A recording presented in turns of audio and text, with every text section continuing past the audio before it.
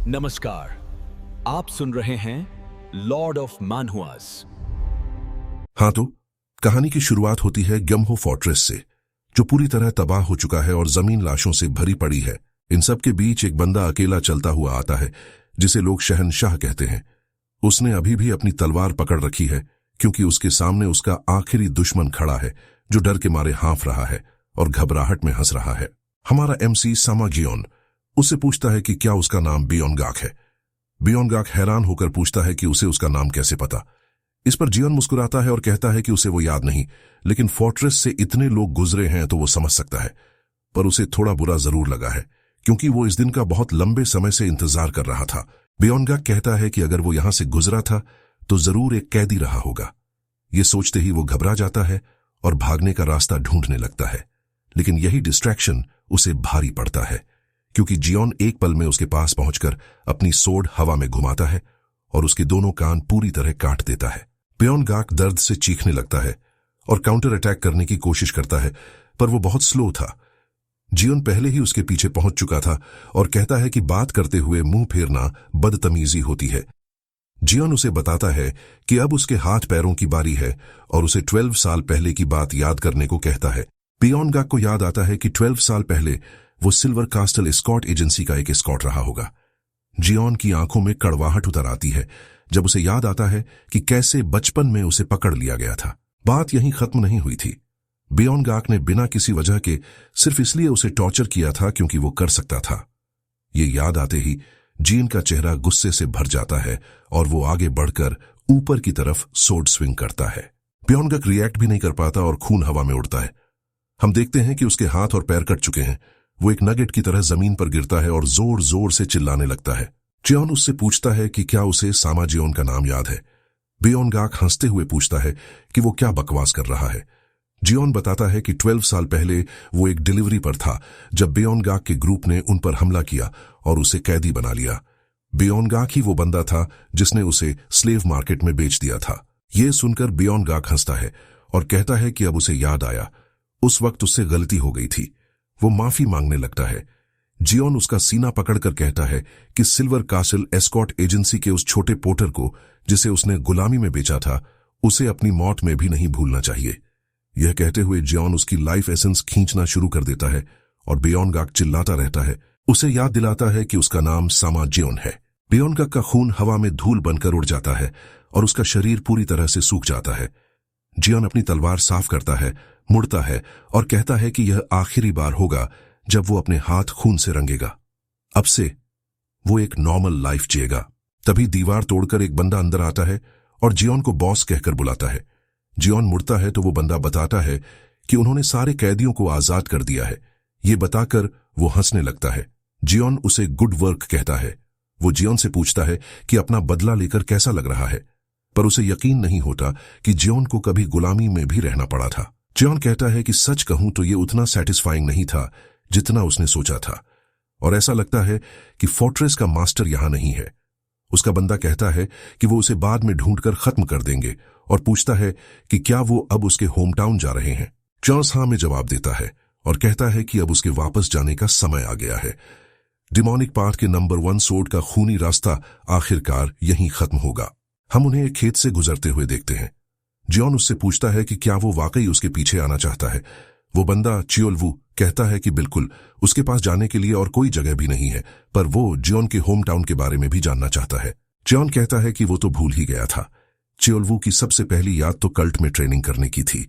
चियोलवू कहता है कि पूरी जिंदगी उस जगह पर मेहनत करने के बाद बाहर निकलना एक सपने जैसा लग रहा है। जियोन भी कहता है कि उसे भी यकीन नहीं हो रहा कि ये सच है। एक फ्लैशबैक में हम जियोन को कल्ट छोड़ते हुए देखते हैं।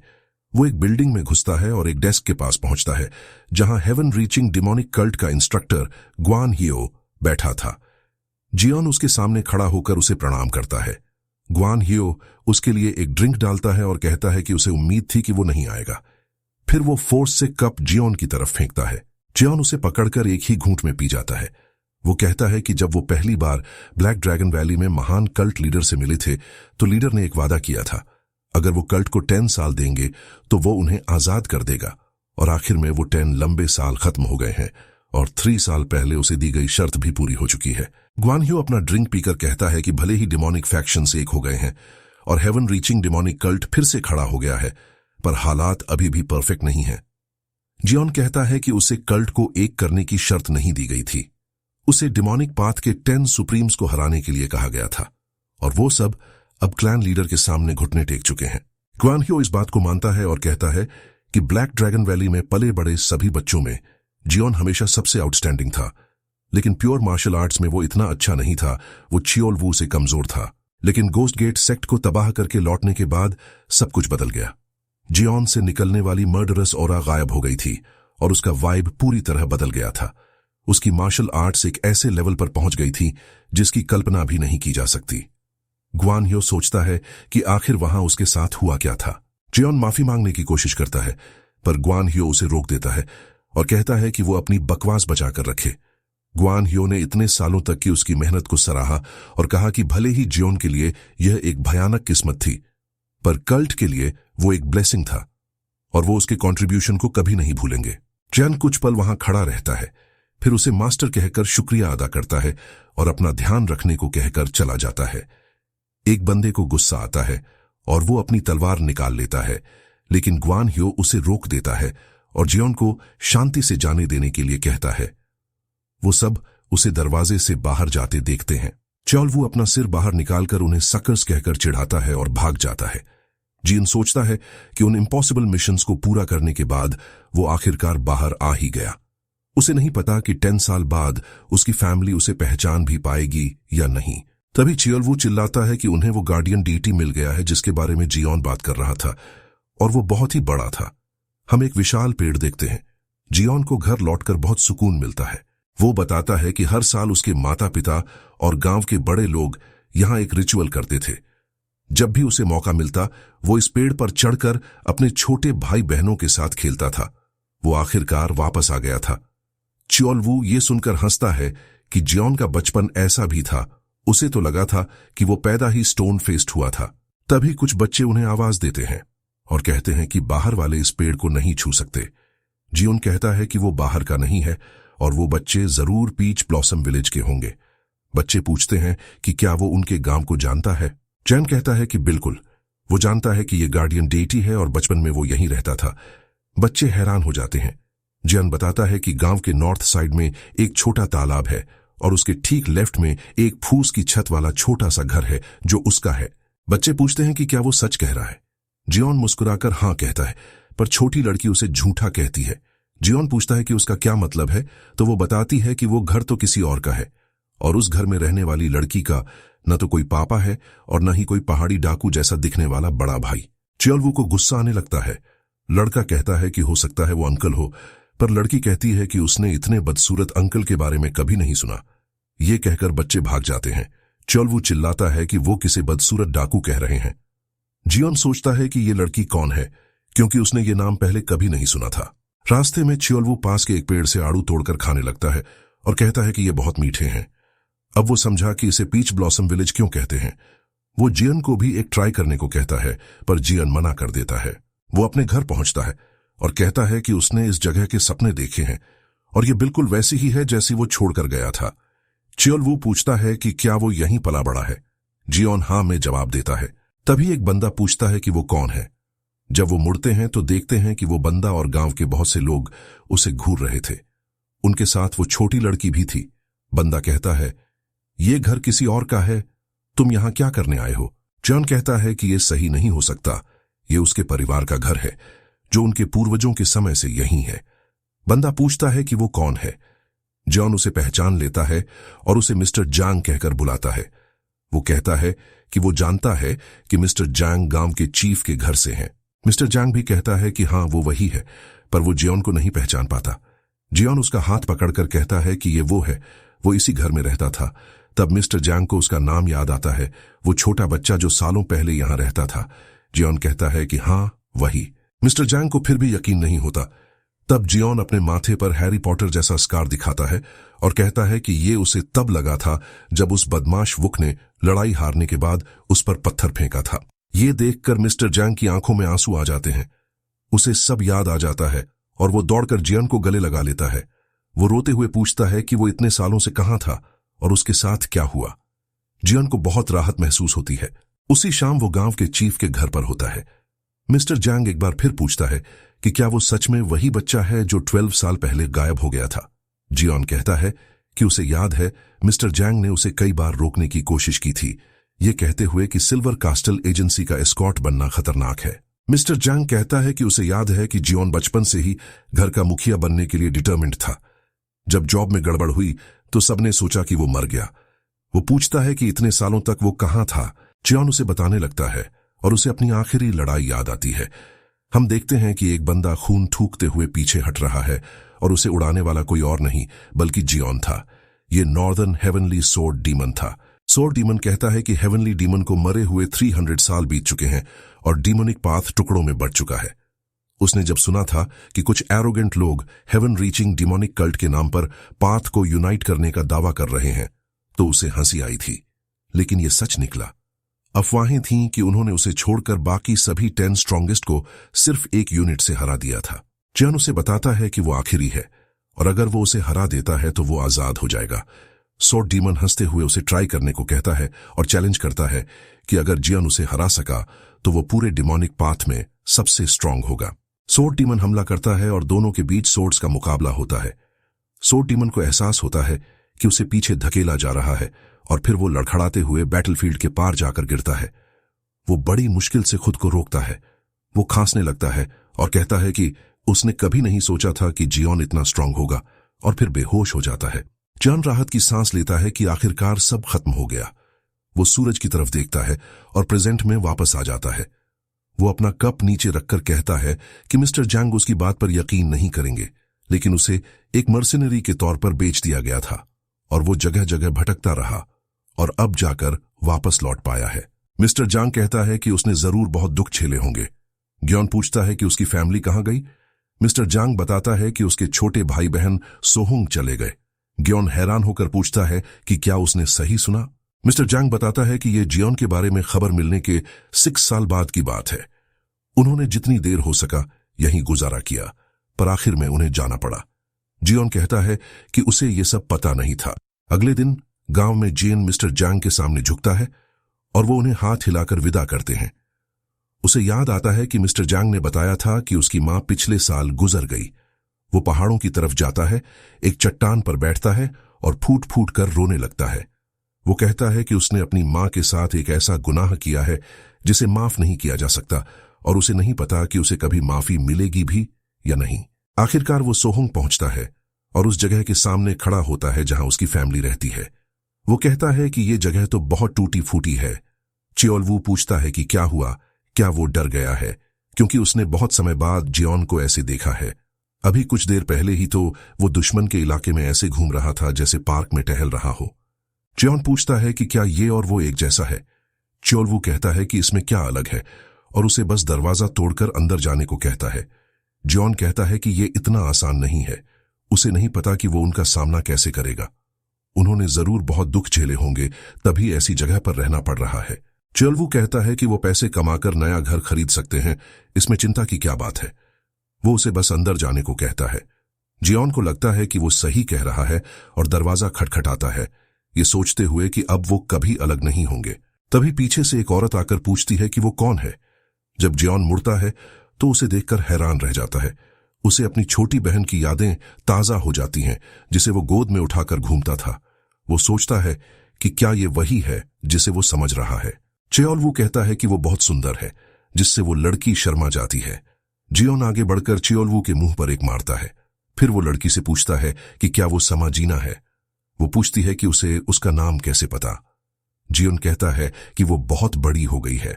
जैसे ही वो उसे बताने वाला होता है कि वो कौन है, वो उसका हाथ पकड़ता है और चौंक जाता है। उसे महसूस होता है कि उसके शरीर में बहुत ज्यादा एनर्जी है। लड़की अपना हाथ छुड़ाकर चिल्लाती है और जमीन पर गिर जाती है। जियोन को समझ आता है कि क्या हुआ और वो माफी मांगने लगता है। तभी 2 और लोग दौड़कर आते हैं और पूछते हैं कि वो क्या कर रहा है। जब जियोन मुड़ता है तो लड़की उन्हें छोटा भाई कहकर बुलाती है। उनमें से एक दौड़कर आता है और पूछता है कि उसकी बहन को छूने की हिम्मत कैसे हुई। जियोन समझ जाता है कि ये उसका छोटा भाई समा ग्वांगहो है। वो उसके हमले से बचता है। ग्वांगहो कहता है कि वो कंकॉर्डेंट माइंड एसोसिएशन का ग्वांगहो है और जियन को ब्लड एक्स क्लैन का कोई कायर समझकर उस पर हमला करने लगता है।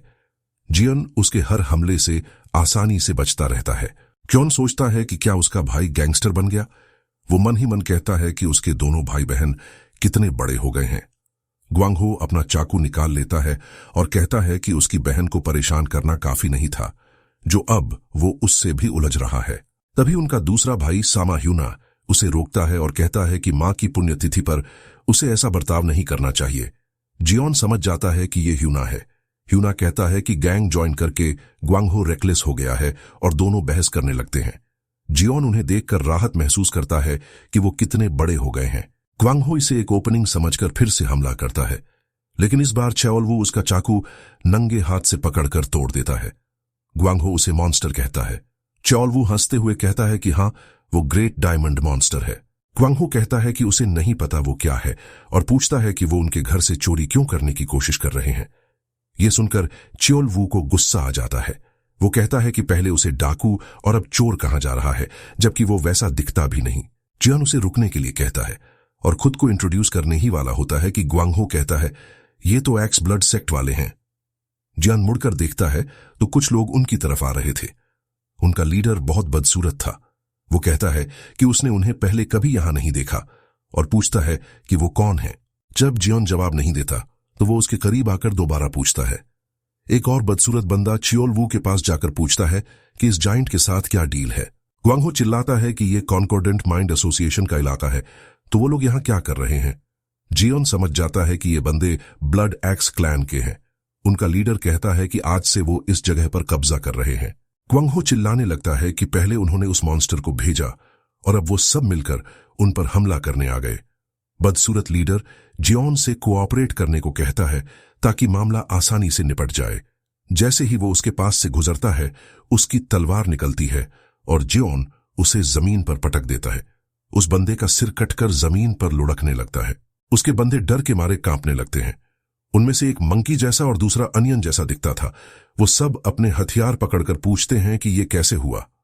तभी जियोन चियोलवू को साउंड ट्रांसमिशन से सब साफ करने का ऑर्डर देता है। जैसे ही वो सब जियोन पर हमला करते हैं, वो मुस्कुराता है और आगे बढ़कर उनकी तलवारें तोड़ देता है। फिर वो उन्हें बुरी तरह पीटने लगता है। एक पल में उन्हें हराकर वो कहता है कि ये तो बस कुछ मामूली लोग थे, लेकिन शायद उसने कुछ ज्यादा ही कर दिया, क्योंकि कुछ बंदे तो डिलीट ही हो गए थे। खैर, वो वाला शायद बच जाएगा। ग्वांगहो और बाकी सब ये देखकर हैरान थे कि उन्होंने उन सबको एक पल में हरा दिया। उन्हें लगा था कि जियन और चियोलवू को ब्लड एक्स क्लैन ने भेजा था। चियोलवू उनकी लाशों की तरफ इशारा करके कहता है कि अब तो उन्हें यकीन हो गया होगा कि वो एक ही साइड पर नहीं है। जियोन कहता है कि वो डाकू नहीं है। फिर वो अपने भाई बहनों को उनके नाम से बुलाता है और अपना स्कार दिखाकर पूछता है कि क्या वो उसे सच में नहीं पहचानते। वो पूछते हैं कि क्या वो सच में उनका भाई है। जियोन कहता है कि वो आखिरकार वापस आ गया है। ह्योना सबसे पहले दौड़कर उसे गले लगाता है और रोते हुए पूछता है कि वो कहां था, जबकि बाकी दोनों अभी भी इस सच्चाई को प्रोसेस कर रहे थे। कुछ देर बाद घर में वो सब खाना खा रहे थे और ड्रिंक कर रहे थे। चियोलवू कहता है कि उसे ग्वांगहो का एटीट्यूड पसंद आया और उनके नीचे ऐसे बहुत से लोग होने चाहिए। ग्वांगहो पूछता है कि वो जियोन को कैप्टन क्यों बुलाता है।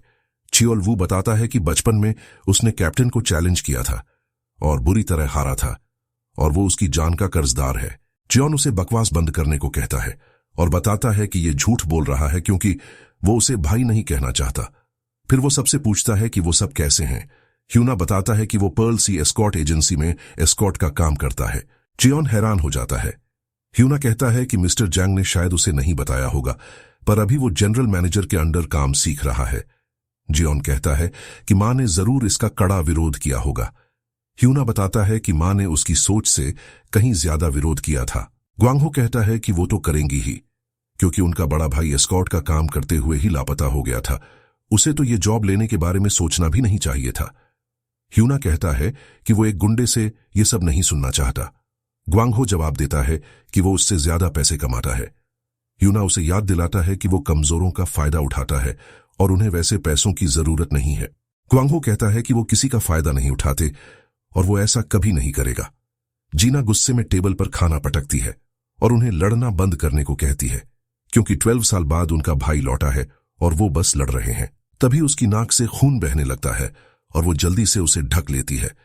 जियान दौड़कर उसके पास जाता है। जीना खांसने लगती है। जियान पूछता है कि उसके शरीर में यिन एनर्जी इतनी स्ट्रांग क्यों है। ग्वांगहो हैरान होता है कि उसे कैसे पता। जियान पूछता है कि क्या वो डॉक्टर के पास गई थी और डायग्नोसिस क्या था।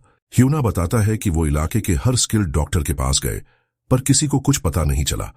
जिस डॉक्टर की बात सबसे ज्यादा समझ आई, उसने भी वही कहा जो जियान कह रहा था कि यिन एनर्जी की वजह से उसके हाथ पैर ठंडे रहते हैं और चेहरा पीला पड़ गया है। जीना कहती है कि अब ये काफी हद तक सहने लायक है और कमरे से बाहर चली जाती है। ह्यूना बताता है कि उन्होंने अपना गांव छोड़कर यहां आने का फैसला सोहुंग के डॉक्टर की वजह से ही किया था। ग्वांगहो भी सहमत होता है और कहता है कि जीना सिर्फ इसलिए मैनेज कर पा रही है क्योंकि वो यिन एनर्जी को रिप्लेनिश करने वाली दवा ले रही है, वरना वो अब तक मर चुकी होती। जियोन पूछता है कि क्या इसका कोई इलाज है। ह्यूना कहता है कि इलाज का तो नहीं पता, पर डॉक्टर ने कहा था कि सिम्टम्स को कम किया जा सकता है, लेकिन उसमें बहुत पैसा लगेगा जो उनके बस की बात नहीं है। वो कहता है कि अगर ग्वांगहो पैसे न लाता तो उनके पास कोई चांस नहीं होता और उसे ग्वांगहो को क्रिटिसाइज करने का कोई हक नहीं है। ये कहकर वो रोने लगता है। जियान समझ जाता है कि उनके लिए कितना मुश्किल रहा होगा। वो अपने भाइयों को दिलासा देता है और कहता है कि ह्यूना को अपने भाई को सही रास्ते पर लाने का पूरा हक है, बल्कि उसे जियोन को कोई हक नहीं है क्योंकि वो अभी अभी लौटा है। वो इसके लिए माफी मांगता है और कहता है कि उन्हें पैसों की चिंता नहीं करनी चाहिए और कल ही डॉक्टर के पास चलना चाहिए। ह्यूना उसका शुक्रिया अदा करता है और कहता है कि वो लोग अब जाएंगे ताकि जियोन आराम कर सके। जियोन उन्हें जाते देखता है और अपने लिए एक ड्रिंक डालता है। चियोलवू कहता है कि अगर उसे पता होता तो वो अपने साथ कुछ ले आता। जियोन पूछता है कि क्या उसका मतलब डाकुओं के सामान से है। चियोलवू हां कहता है। उनके पास बहुत पैसा था, पर उन्हें सब वहीं छोड़ने को कहा गया था। जियोन उसे याद दिलाता है कि वो पैसा उन कैदियों का है और उन्हें उन एस्कॉर्ट्स और मर्चेंट्स के परिवारों को भेजना है जिन्होंने अपनी जान गंवाई थी। वो उनके पैसे को छूना भी नहीं चाहता था। चियोलवू कहता है कि ये जियोन की मर्जी है, फिर उसे डिमोनिक बुद्धा टेम्पल से मिली आइटम याद दिलाता है जिसे बेचकर काफी पैसे मिल सकते हैं। वो ये भी पूछता है कि जीना की कंडीशन के बारे में जियोन क्या सोचता है। जियोन कहता है कि उसे नहीं पता क्योंकि वो डॉक्टर नहीं है। चियोलवू कहता है कि उसे कुछ तो अंदाजा होगा। जियोन बताता है कि जीना के शरीर में एनर्जी का बैलेंस बिगड़ गया है और यिन एनर्जी बहुत ज्यादा स्ट्रांग है। चियोलवू कहता है कि जियोन उसे यांग एनर्जी दे सकता है। उसकी इंटरनल एनर्जी से ये कोई बड़ी बात नहीं होनी चाहिए। जियोन जवाब देता है कि ये इतना सिंपल नहीं लगता। उसने कुछ एनर्जी इंजेक्ट करने की कोशिश की, पर कोई असर नहीं हुआ। ऐसा लग रहा था जैसे एनर्जी के अंदर जाने का कोई रास्ता ही नहीं है। चियोलवू पूछता है कि इसका क्या मतलब है। जियोन कहता है कि अगर उसे ऐसे ही छोड़ दिया तो वो बहुत जल्द मर जाएगी। अगले दिन वो सब क्लिनिक जाते हैं और देखते हैं कि वहां पूरी तरह केओस मचा हुआ है। जियोन कहता है कि लगता है वो बहुत देर से आए हैं। सुबह सुबह होने के बावजूद यहां इतनी भीड़ है, डॉक्टर जरूर बहुत अच्छा होगा। ग्वांगहो कहता है कि वो बहुत फेमस है, पर वो सब संभाल लेगा। वो आगे बढ़कर कुछ आदमियों को ग्रीट करता है जो मेहनत से काम कर रहे थे। चियोलवू पूछता है कि ये कौन है। ह्यूना बताता है कि ये उसी के एसोसिएशन के लोग हैं। वो लोग ऑर्डर बनाए रखने के बहाने सभी बिजनेसेस से पैसे वसूलते हैं। चियोलवू कहता है कि वो तो बस लोकल सिक्योरिटी का काम कर रहे हैं, पर इतने हम्बल क्यों हैं? कल तो उसने सुना था कि वो इस इलाके के पिलर्स हैं। ह्यूना कहता है कि पिलर्स तो दूर की बात है, ये तो बस लो लेवल ग्रंट्स हैं। चियोलवू हंसता है और कहता है कि हर किसी को कहीं ना कहीं से तो शुरुआत करनी ही पड़ती है। ग्वांगहो उन्हें अंदर चलने को कहता है। चियोलवू कहता है कि ग्वांगहो काफी रिलायबल है। जैसे ही वो अंदर जाते हैं, गियोन देखता है कि यहां सिर्फ पेशेंट्स ही नहीं बल्कि बहुत सारे डॉक्टर्स भी हैं। ह्यूना कहता है कि उसने एस्कॉर्ट एजेंसी के साथ बहुत जगह ट्रैवल किया है, पर सोहुंग के बाहर भी इतना बड़ा क्लिनिक कभी नहीं देखा। जब वो पहली बार यहां आया था तो यहां सिर्फ एक कमरा और सोसोमा नाम का एक डॉक्टर था। उसी की स्किल ने कुछ ही सालों में इस जगह को इतना बड़ा बना दिया। चियोलवू कहता है कि वो कोई नौसिखिया तो नहीं लगता, पर जियोन को अजीब लगता है कि इतना स्किल्ड डॉक्टर भी जीना को ठीक नहीं कर पा रहा। ग्वांगहो एक डॉक्टर को ग्रीट करता है जो उसे बताता है कि आज उसका अपॉइंटमेंट नहीं था। ग्वांगहो कहता है कि प्लान्स बदल गए और डॉक्टर को बताता है कि वो तैयार हैं। डॉक्टर कहता है कि वो अभी अपने मास्टर को बुलाकर लाता है। उन्हें एक कमरे में ले जाया जाता है। दरवाजे पर नॉक होता है और डॉक्टर अंदर आता है। वो कहता है कि उसे हैरानी हुई कि वो आ गए, क्योंकि पिछली विजिट की दवा अभी बची होनी चाहिए थी। वो उम्मीद करता है कि जीना की हालत और खराब ना हुई हो। वो पास आकर चेक करता है और शुक्र है ऐसा कुछ नहीं था। ग्वांगहो बताता है कि उसका बड़ा भाई उनसे मिलना चाहता था, इसलिए वो जल्दी आ गए। जियोन खुद को इंट्रोड्यूस करता है और डॉक्टर भी अपना नाम हुआंग जोंग बताता है। वो कहता है कि वो इस परिवार को सालों से देख रहा है, पर उसे नहीं पता था कि उनका एक बड़ा भाई भी है। जियोन को हुआंग जोंग हम्बल लगता है, पर वो समझ जाता है कि उसने मार्शल आर्ट सीखी है। च्योलवू भी जियोन को बताता है कि वो काफी अच्छा है और जियोन अग्री करता है कि उसमें कुछ स्किल है। जियोन बताता है कि वो कुछ समय के लिए दूर था और लौटने पर उसे पता चला कि उसकी बहन गंभीर रूप से बीमार है। जैसे ही उसे पता चला कि हुआंग जोंग उसका इलाज कर रहा है, वो तुरंत यहां आ गया। हुआंग जोंग कहता है कि वो इसे इलाज तो नहीं कहेगा, पर उसे खुशी है कि जियोन वापस आ गया। वो जीना की पल्स चेक करने लगता है और कहता है कि उसकी बहन की बीमारी हमेशा उसके दिल पर एक बोझ रही है, जिससे उसे अपनी काबिलियत पर शक होता है। ह्यूना कहता है कि उसे ऐसा नहीं कहना चाहिए, उसी की वजह से जीना एक नॉर्मल लाइफ जी पा रही है, वरना वो कब की इस दुनिया को छोड़ चुकी होती। हुआंग जोंग कहता है कि उसे ये बातें सुनकर अच्छा लगा, पर आखिर में उसने बस बीमारी को स्लो किया है ताकि वर्स्ट केस सिनेरियो से बचा जा सके। जियोन सोचता है कि क्या उसका मतलब मौत से है। फिर वो कहता है कि उसने सुना है हाई क्वालिटी मेडिसिनल हर्ब्स ज्यादा इफेक्टिव हो सकती हैं। हुआंग जोंग हैरान हो जाता है और कहता है कि चूंकि करंट हर्ब्स से रिजल्ट्स दिख रहे हैं, तो सुपीरियर ग्रेड हर्ब्स से बेहतर प्रोग्रेस हो सकती है। जियोन पूछता है कि उन्हें किस तरह की हर्ब्स चाहिए। हुआंग जोंग बताता है कि अब तक वो यिन एनर्जी को न्यूट्रलाइज करने के लिए स्ट्रॉन्ग यंग एनर्जी वाली हर्ब्स यूज कर रहा है। इसका core ingredient fire spirit herb है। चूंकि इससे कुछ फायदा हुआ है, तो हाई प्रोबेबिलिटी है कि सिमिलर या ज्यादा पोटेंसी वाली हर्ब्स काम करेंगी। एक 1000 ईयर फायर स्पिरिट हर्ब सबसे बेस्ट होगी, पर उसकी कीमत की वजह से उसे हासिल करना इम्पॉसिबल है। उसके अलावा गोंगचांग पेट्रोलियम भी है। जियोन पूछता है कि क्या यहां स्टॉक में है। हुआंग जोंग कहता है कि ऐसी जगह पर इतना लेजेंडरी एलिक्सिर मिलना नामुमकिन है। च्योलवू और जियोन अग्री करते हैं कि एक मार्शल आर्टिस्ट के लिए ये एक लेजेंडरी ट्रेजर है, जिसे पाने के लिए वो किसी को भी मार सकते हैं। फिर जियोन डॉक्टर से पूछता है कि वो इसे कहां ढूंढ सकता है। हुआंग जोंग बताता है कि सुरयोंग मर्चेंट ग्रुप के पास ये है। जियोन पूछता है कि क्या ये वही है जो हंगजो में बेस्ड है। हुआंग जोंग कहता है बिल्कुल, वो सेंट्रल प्लेन्स के सबसे बड़े मर्चेंट ग्रुप्स में से एक हैं। कुछ समय पहले चेयरमैन के बेटे को मलेरिया हो गया था और उन्होंने उसे जल्दी में बुलाया था। वो चौंक गया जब चेयरमैन ने उसे पेट्रोलियम दिखाया और कहा कि ये एक मेडिसिनल इंग्रेडिएंट है जो ट्रीटमेंट में हेल्प कर सकता है। जियोन पूछता है कि क्या उसने तब उसे यूज किया था। हुआंग जोंग कहता है बिल्कुल नहीं, अगर उसने मलेरिया जैसी चीज के लिए पेट्रोलियम यूज किया होता तो दुनिया के सारे डॉक्टर्स उस पर हंसते। जब उसने मना किया तो चेयरमैन ने मजाक में उसे बेचने की बात कही थी। जियोन पूछता है कि कितने में। हुआंग जोंग बताता है कि चेयरमैन ने इसे 300 गोल्ड में बेचने को कहा था। ये सुनकर सब हैरान हो जाते हैं। जीना को एहसास होता है कि ये कीमत वो अफोर्ड नहीं कर सकते। ह्यूना बताता है कि 1 गोल्ड उनके लिए आधे साल की दवा के लिए काफी होता है। च्योलवू पूछता है कि क्या वो इसे क्रेडिट पर ले सकते हैं। जियोन उसे चुप रहने को कहता है। च्योलवू कहता है कि उनके पास जो कैश है वो काफी नहीं होगा, पर अगर वो अपनी आइटम बेच दें तो शायद बात बन जाए। जियोन के भाई पूछते हैं कि वो किस बारे में बात कर रहा है। चैन साउंड ट्रांसमिशन से उसे कहता है कि वो उस बुधा स्टाफ का जिक्र दोबारा न करे। च्योलवू बात को घुमाते हुए कहता है कि जब वो मर्सनरी का काम कर रहा था तो उसे कुछ मिला था। उन्हें लगा था कि वो बस एक चमकता हुआ पत्थर है, पर उसे जानकर हैरानी हुई कि वो बहुत महंगा बिकता है। जॉन कहता है कि हाँ, उसकी कीमत 400 गोल्ड है। उसके भाई एक बार फिर हैरान हो जाते हैं। जीना रोने लगती है। जियोन उसे चिंता न करने को कहता है और वादा करता है कि वो उसके लिए इसे लेकर आएगा। फिर वो हुआंग जोंग से पेट्रोलियम खरीदने के लिए एक मीटिंग अरेंज करने को कहता है और हुआंग जोंग तुरंत इसके लिए तैयार हो जाता है। कुछ समय बाद जियोन मर्चेंट ग्रुप पहुंचता है। वहां का हेड एक अजीब से दिखने वाले कुत्ते जैसा था। वो जियोन से कहता है कि वो पेट्रोलियम नहीं बेचेगा। जियोन उसे अपनी बात दोहराने को कहता है। वो फिर से कहता है कि उसका मर्चेंट ग्रुप पेट्रोलियम नहीं बेचेगा। जियोन पूछता है कि वो ट्रेड क्यों नहीं करना चाहता। बंदा कहता है कि ये कीमत काफी नहीं है। जियोन उसे घूरते हुए पूछता है कि क्या उसे लगता है कि ये फेक है, और अगर ऐसा है तो वो जितनी चाहे उतनी अच्छी तरह से इसे चेक कर सकता है। मर्चेंट कहता है कि सुरयोंग मर्चेंट ग्रुप के हेड की नजरें काफी तेज हैं। ये यकीनन एक नाइट ग्लो पर्ल है, और वो भी हाई क्वालिटी वाला। जियोन पूछता है कि फिर वो मना क्यों कर रहा है। मर्चेंट उसे कुछ देर घूरता है और फिर जवाब देता है कि उसने फिजिशियन से कहा था कि वो इसे 300 गोल्ड में बेचेगा, पर उसका इरादा कभी इसे बेचने का नहीं था। उसने जरूर सुना होगा कि उसने इसे बाहर क्यों निकाला था। जयान कहता है कि वो उसके बेटे के लिए था जिसे मलेरिया हो गया था।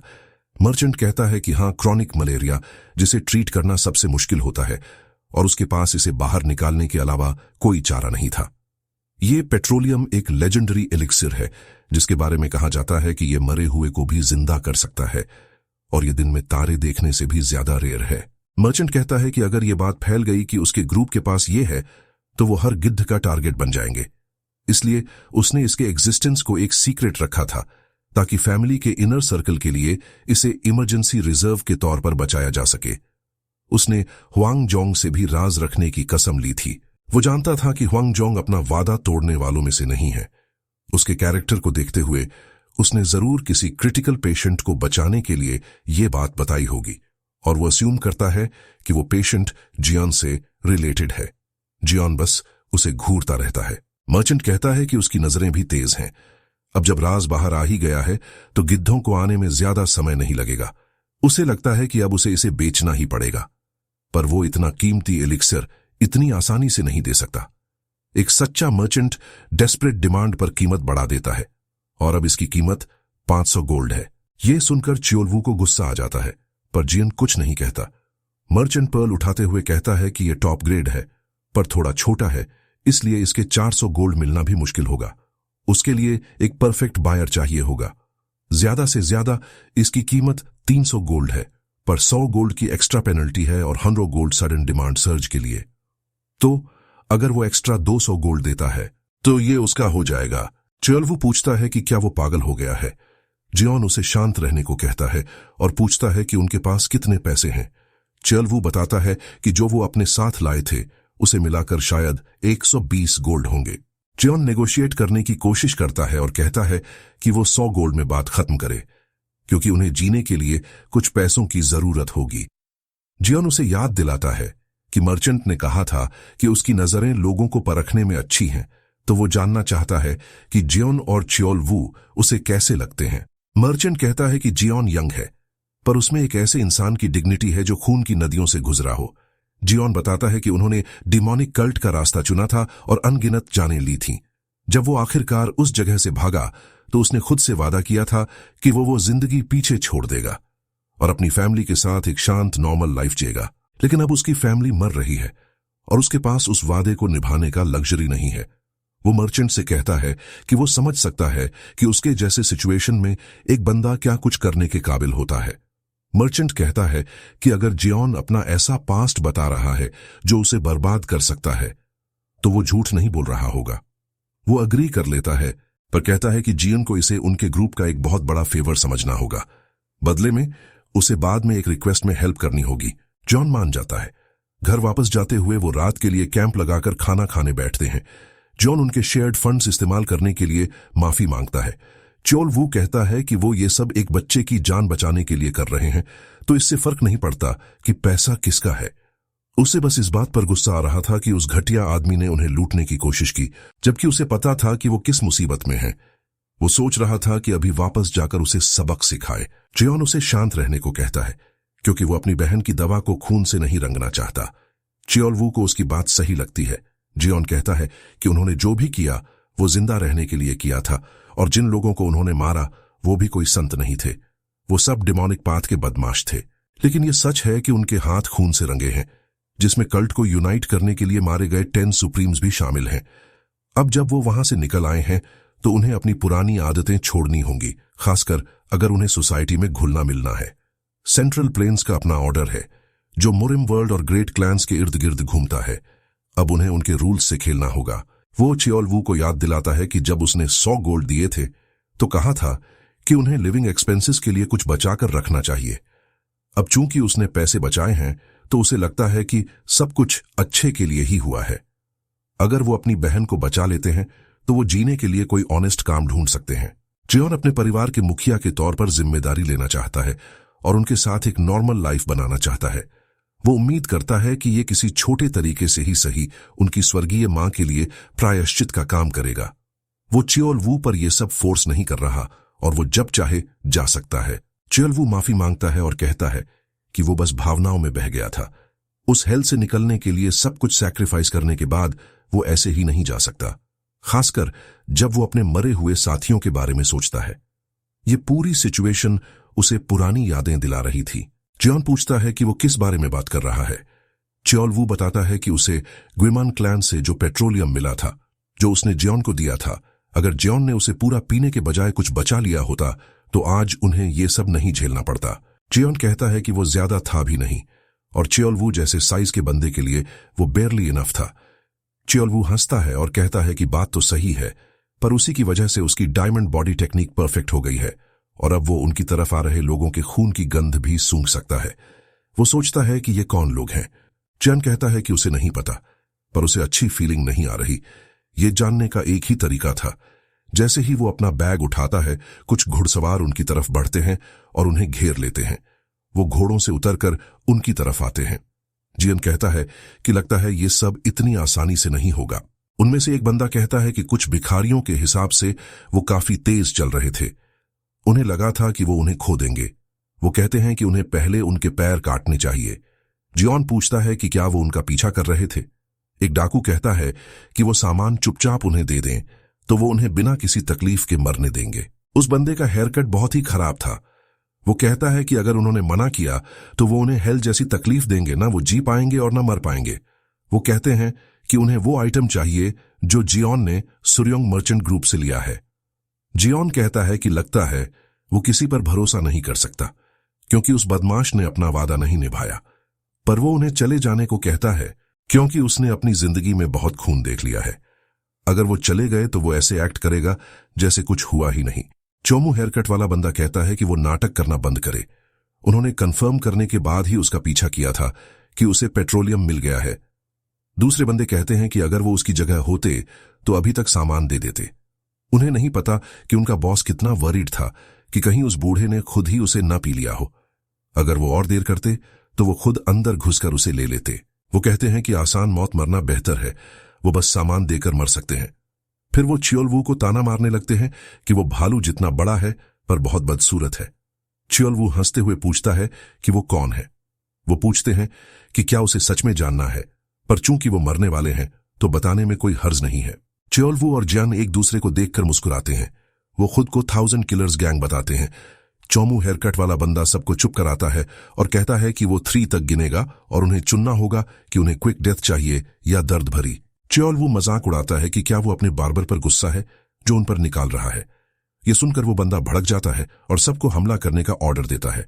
वो अपनी तलवारें निकाल लेते हैं। चियोलवू कहता है कि अब उन्हें पीछे हटने की जरूरत नहीं है।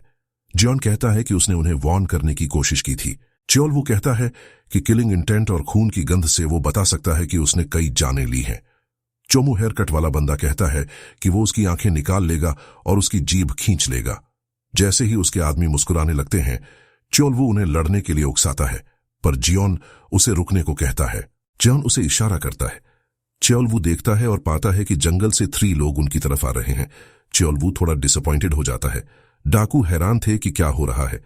एक औरत कहती है कि लगता है कुछ बदनसीब मर्चेंट्स को लूटा जा रहा है और वो बहुत डरे हुए लग रहे हैं।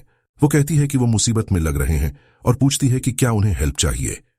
जियोन सोचता है कि ये कौन है जो एक अजनबी की हेल्प करने की कोशिश कर रहे हैं। वो बताता है कि ये लोग हंगजो अंडरवर्ल्ड से हैं। चियोलवू जियोन को बताता है कि उनमें कुछ स्किल्स हैं। जियोन अग्री करता है कि वो हाई लेवल एक्सपर्ट्स हैं। चियोलवू कहता है कि वो उन्हें इतना हाई तो नहीं कहेगा, पर वो इन गुंडों को हराने के लिए काफी स्ट्रांग है। जियोन कहता है कि असली एक्सपर्ट वो औरत है। चियोलवू कहता है कि फिर वो मामला उन पर छोड़ देगा। जियोन उस औरत से मदद मांगता है। वो उनके सामने आ जाती है।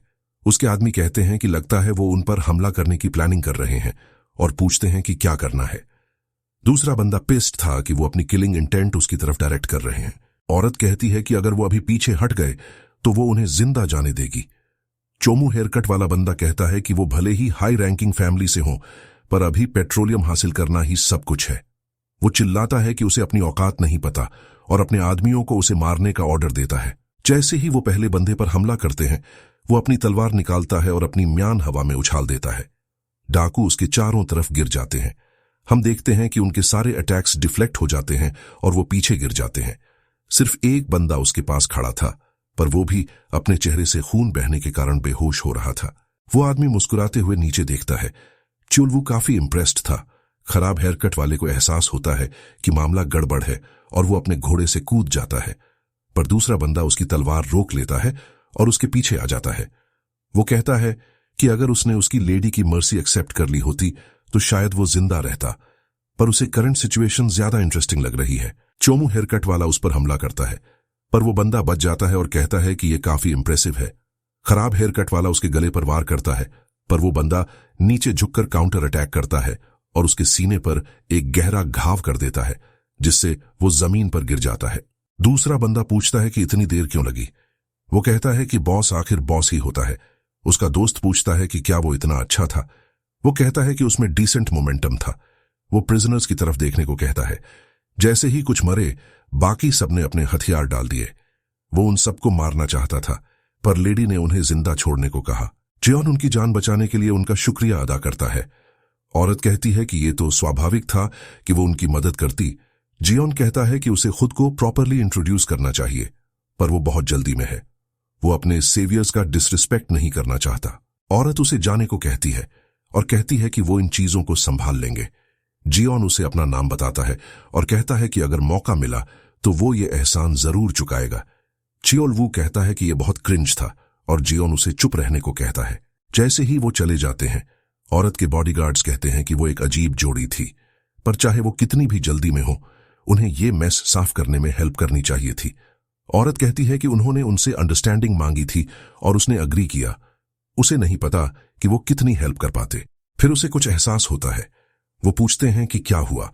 वो कहती है कि वो दोनों बंदे बिल्कुल भी डरे हुए नहीं थे। उनमें डर का कोई निशान तक नहीं था। इतने सारे लोगों को मरते कटते देखकर भी वो एक बार भी नहीं हिचके। वो ऐसे देख रहे थे जैसे उनका इससे कोई लेना देना ही ना हो, जैसे वो बस एक शो देख रहे हों। दोस्तों, कहानी में जियोन का सिस्टम हैंग होने से पहले जल्दी से वीडियो को लाइक करके हाइप बना दो। और हां, लॉर्ड ऑफ मनहुआस को सब्सक्राइब करना बिल्कुल मत भूलना।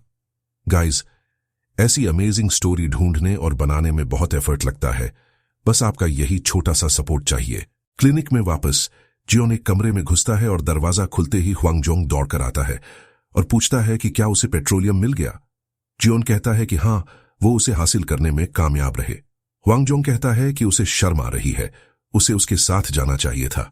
जियोन कहता है कि उसे पेट्रोलियम कैसे मिलेगा, ये बताना ही काफी था। ह्वांगजोंग उसकी अंडरस्टैंडिंग के लिए उसे थैंक यू कहता है और पूछता है कि जो बंदा हमेशा उसके साथ रहता है वो कहां है। जियोन बताता है कि उसने उसे सबसे छोटे भाई को लाने भेजा है, वो जल्द ही पहुंच जाएंगे। ह्वांगजोंग समझ जाता है। जियोन कहता है कि शायद वो बहुत इंपेशेंट हो रहे थे, क्योंकि लगता है ह्वांगजोंग के पास कोई जरूरी काम है। वो माफी मांगता है और कहता है कि वो जल्दी में था, इसलिए उसने सोचा कि ट्रीटमेंट तुरंत शुरू कर देना चाहिए, पर वो जब चाहें तब वापस आ सकते हैं। ह्वांगजोंग कहता है कि उसने उसे गलत समझा। बात यह नहीं है कि उसके पास टाइम नहीं है या ये इनकन्वीनियंट है। सच तो यह है कि एक और वजह थी कि वो उनके साथ मर्चेंट ग्रुप नहीं जा सका। उसके पास उसकी मेन फैमिली से गेस्ट्स आए हुए थे। जियोन पूछता है कि उसका क्या मतलब है। ह्वांगजोंग थोड़ा शर्माते हुए पूछता है कि क्या उसने कभी हीलिंग सन मेडिकल हाउस के बारे में सुना है। जियोन हैरान हो जाता है और कहता है कि हाँ, वो फेमस मेडिकल क्लैन जो मरे हुए को भी जिंदा कर सकता है। वो जानता था कि ह्वांगजोंग अमेजिंग है, पर यह तो इनक्रेडिबल है। ह्वांगजोंग कहता है कि जियोन उसकी ज्यादा तारीफ कर रहा है। उसने तो जीना का इलाज भी नहीं किया है, वो बस उसकी कंडीशन को स्टेबल रखने की कोशिश कर रहा था। चूंकि उसकी बहन की कंडीशन बहुत यूनिक थी, उसने मेन फैमिली से कंसल्ट किया था और कई बार डॉक्टर भेजने की रिक्वेस्ट की थी। मेन फैमिली ने ग्रेट इंटरेस्ट दिखाया, पर पिछले कुछ सालों से सेंट्रल प्लेन्स में कई बीमारियां फैली हुई थीं, इसलिए उनके पास किसी को भेजने के लिए मैन पावर नहीं था। लेकिन अब सिचुएशन बदल गई है। जियोन पूछता है कि क्या इसका मतलब है कि मेन फैमिली से कोई डॉक्टर आ गया है। ह्वांगजोंग हाँ में जवाब देता है।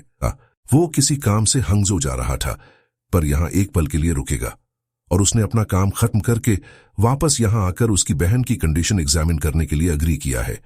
जियोन को राहत मिलती है। ह्वांगजोंग बताता है कि वो क्लैन के टॉप डॉक्टर्स में से एक है और उसके सामने उसकी स्किल्स कुछ भी नहीं है। जियोन सिर झुकाकर उसका शुक्रिया अदा करता है और कहता है कि उसे नहीं पता कि वो ये एहसान कैसे चुकाएगा। हुआंगजोंग कहता है कि ये एक डॉक्टर का काम है। उसने कहा है कि वो अपना काम खत्म होते ही जल्द से जल्द लौटेगा, पर वो ये नहीं बता सकता कि वो एग्जैक्टली कब आएगा। क्योन कहता है कि चिंता की कोई बात नहीं है, जब तक जीना ठीक हो सकती है वेट करने में कोई हर्ज नहीं है। हुआंगजोंग उसे कुछ बताने की कोशिश करता है पर रुक जाता है। जॉन पूछता है कि क्या कुछ गड़बड़ है। हुआंगजोंग कहता है कि किसी बीमारी के बारे में डेफिनेटिव आंसर देना मुश्किल होता है, पर जियोन को इतना खुश देखकर वो कुछ कह नहीं पाता और कहता है कि वो उसे इन्फॉर्म कर देगा। कुछ समय बाद घर पर सब एंजॉय कर रहे थे। जीना जियोन के लिए खाना लाती है। जियोन ह्यूना से पूछता है कि वो कहाँ जा रहा है। वो बताता है कि वो वुक्सी जा रहा है। जियोन कहता है कि वो तो काफी दूर है। ह्यूना कहता है कि कुछ नहीं, अगर कुछ खास नहीं हुआ तो वो 2 वीक्स में वापस आ जाएगा। जियोन कहता है कि वो काफी समय से ये कहना चाहता था और पूछता है कि वो कब तक पोर्टर का काम करने का प्लान कर रहा है। ह्यूना कहता है कि उसे ये करना ही होगा। जियोन उसे बताता है कि ये बहुत डेंजरस है और उसने भी यही काम किया था, पर 12 साल बाद लौटा। जियोन उसे समझाने की कोशिश करता है, पर ह्यूना कहता है कि उसने 17 की उम्र में शुरू किया था और 5 साल हो चुके हैं। ऐसा कोई लॉ नहीं है कि फ्यूचर में डेंजर नहीं होगा, पर अगर वो उन चीजों से डरता रहेगा जो हुई ही नहीं है तो वो कुछ भी कैसे कर पाएगा। वैसे भी ट्रीटमेंट बाकी एस्कॉर्ट ब्यूरोज से बेहतर है। जियोन कहता है कि उसके पास कुछ पैसे बचे हैं और उनसे वो बिना पोर्टर का काम किए भी गुजारा कर सकता है। ह्यूना कंफ्यूज्ड हो जाता है क्योंकि उसने सुना था कि जियोन ने सारे पैसे पेट्रोलियम खरीदने में खर्च कर दिए। जियोन को एहसास होता है कि चियोल वू ने सब बता दिया। चियोल वू कहता है कि ह्यूना बहुत सवाल पूछ रहा था। ह्यूना पूछता है कि वो चियोल वू के साथ ऐसा क्यों कर रहा है। क्या वो चाहता था कि वो इसे छिपाए, और अगर पैसे बचे भी होते तो उसके पास करने के लिए कुछ स्पेसिफिक नहीं है। जियोन कहता है कि वो कुछ खेत खरीद सकते हैं। ह्यूना पूछता है कि क्या उसने कभी फार्मिंग की है। जैसे ही वो बिजनेसेस के बारे में बात करने लगते हैं, जीना उन्हें खाना खाने को कहती है। ग्वांगहो कहता है कि वो बिजनेस शुरू करने के लिए तैयार है और उसके लिए एक अच्छी लोकेशन भी दिलवा सकता है। चियोल वू पूछता है कि क्या वो सोसाइटी का यूज करके ऐसा करेगा और क्या उसे लगता है कि ये पॉसिबल है। ग्वांगहो कहता है कि वो भले ही ज्यादा कुछ न दिखे, पर उसका कम से कम इतना तो इन्फ्लुएंस है। चियोल वू कहता है कि उसने उस दिन जो देखा था, पर फिर चुप हो जाता है। ह्यूना पूछता है कि इतनी जल्दी क्या है। उन्हें लौटे ज्यादा समय नहीं हुआ है और उन्हें सबसे छोटी बहन के ट्रीटमेंट पर नजर रखनी है। अगर उसे इतनी ही चिंता है तो वो उसके साथ काम कर सकता है। चियोल वू के साइज को देखते हुए ब्यूरो हेड उसे वेलकम करने के लिए दौड़ कर आएगा। चियोल वू कहता है कि वो पोर्टर बनने से बेहतर एस्कॉर्ट बनना पसंद करेगा। जियन कहता है कि वो इस तरह का काम दोबारा करने के बारे में श्योर नहीं है। ह्यूना कहता है कि ये उसकी चॉइस है, वो आराम से सोच सकता है। जीना भी कुछ सोच रही थी। जियोन कहता है कि वो बहुत जल्दी में था, पर अब वो इस बारे में सीरियसली सोचेगा और ह्यूना को भी सोचना चाहिए। वो उसे अभी जॉब छोड़ने के लिए नहीं कहेगा, पर चाहता है कि वो इस पर विचार करे। ह्यूना कहता है कि वो सीरियसली सोचेगा। बाद में शहर में चियोल वू कहता है कि ये मुश्किल है। जियोन से ब्रेक लेने के बारे में पूछने पर वो मान जाता है और वो डम्पलिंग्स खाने के लिए एक दुकान पर चले जाते हैं। चियोल वू अल्कोहल मांगता है, पर उन्हें पता चलता है कि वहां सर्व नहीं होता। वो कहता है कि फिर वो डम्पलिंग्स ही ले लेगा, पर जियोन से पूछता है कि अब वो क्या करेंगे। उसे उनके लिए कोई सूटेबल काम नहीं मिल रहा। जियोन कहता है कि वो सही कह रहा है। उसने ह्यूना से कह तो दिया, पर अपनी पूरी जिंदगी तलवार के सहारे जीने के बाद काम ढूंढना आसान नहीं है। चियोल वू पूछता है कि क्या वो सच में बिजनेस शुरू करना चाहता है। जियोन कहता है कि इसका मतलब होगा ग्वांगहो से फेवर मांगना। चियोल वू कहता है कि उसे अपने परिवार को सिर ऊंचा करके जीने का मौका देना चाहिए, पर जियोन मना कर देता है। ह्यूना के बाद वो ग्वांगहो को भी उस गैंग से बाहर निकालेगा और फेवर मांगना सही नहीं होगा। वैसे भी उनके पास बिजनेस चलाने वाली पर्सनैलिटी नहीं है, क्योंकि चियोल वू शायद कस्टमर से ही भिड़ जाएगा। वो हंसता है और कहता है कि बात तो सही है। जब डम्पलिंग्स आते हैं तो वो खाने लगते हैं। चियोल वू कहता है कि ये बहुत अच्छे हैं। जियोन अग्री करता है, कहता है कि ये कल वालों से बहुत बेहतर है और फिलिंग भी अच्छी है। वो बंदे से पूछता है कि क्या ये मीट है। बंदा बताता है कि ये पिसे हुए मीट से बना है। जियोन सोचता है कि क्या दूसरी दुकान ने खराब क्वालिटी का मीट यूज किया था, क्योंकि मीट वही होने के बावजूद बहुत बड़ा डिफरेंस है। वर्कर कहता है कि उसे नहीं पता कि उसने और कहां डम्पलिंग्स खाए हैं, पर कोई भी दुकान उनके जैसी हाई क्वालिटी मीट यूज नहीं करती। जिन कहता है कि उसे लगा था कि सारा मीट एक जैसा होता है। चियोल वू कहता है कि शायद कट अलग होगा, पर बंदा कहता है कि ये कट के बारे में नहीं, बल्कि मीट को बुच्चर करने वाले पर डिपेंड करता है। जियोन कहता है कि उसे लगता है कि उन्हें मारने का कोई स्पेसिफिक तरीका होता होगा। बंदा बताता है कि मेथड हर जगह सेम है, बस बुच्चर की स्किल अलग होती है। जियोन को समझ नहीं आता। तभी चियोलवू चिल्लाता है, ध्यान से। जियोन मुड़ता है और देखता है कि चियोलवू ने एक पिग को कंधे से टक्कर मारी और वो मरकर जमीन पर गिर गया। वो जियोन से पूछता है कि क्या वो ठीक है। जियोन हाँ कहता है। चियोलवू पूछता है कि ये पिग अचानक कहां से आ गया। कुछ बंदे दौड़कर उसे पकड़ने आते हैं और चियोलवू से पूछते हैं कि क्या वो ठीक है। वो कहता है कि वो ठीक है, पर पिग के बारे में श्योर नहीं है। फिर वो उसे मारने के लिए माफी मांगता है, पर कहता है कि वो कॉम्पेंसेशन तो नहीं मांगेंगे। वो घबराने लगते हैं।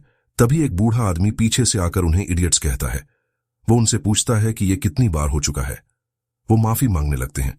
बूढ़ा आदमी कहता है कि उन्हें उससे नहीं, बल्कि जियोन और चियोलवू से माफी मांगनी चाहिए। वो दोनों से माफी मांगते हैं और जियोन कहता है कि कोई बात नहीं, क्योंकि किसी को चोट नहीं लगी। बूढ़ा आदमी कहता है कि उसे अफसोस है कि एप्लीकेंट से पिग भाग गया। उसे खुशी है कि कोई बड़ा एक्सीडेंट नहीं हुआ। जियोन पूछता है कि एप्लीकेंट से उसका क्या मतलब है।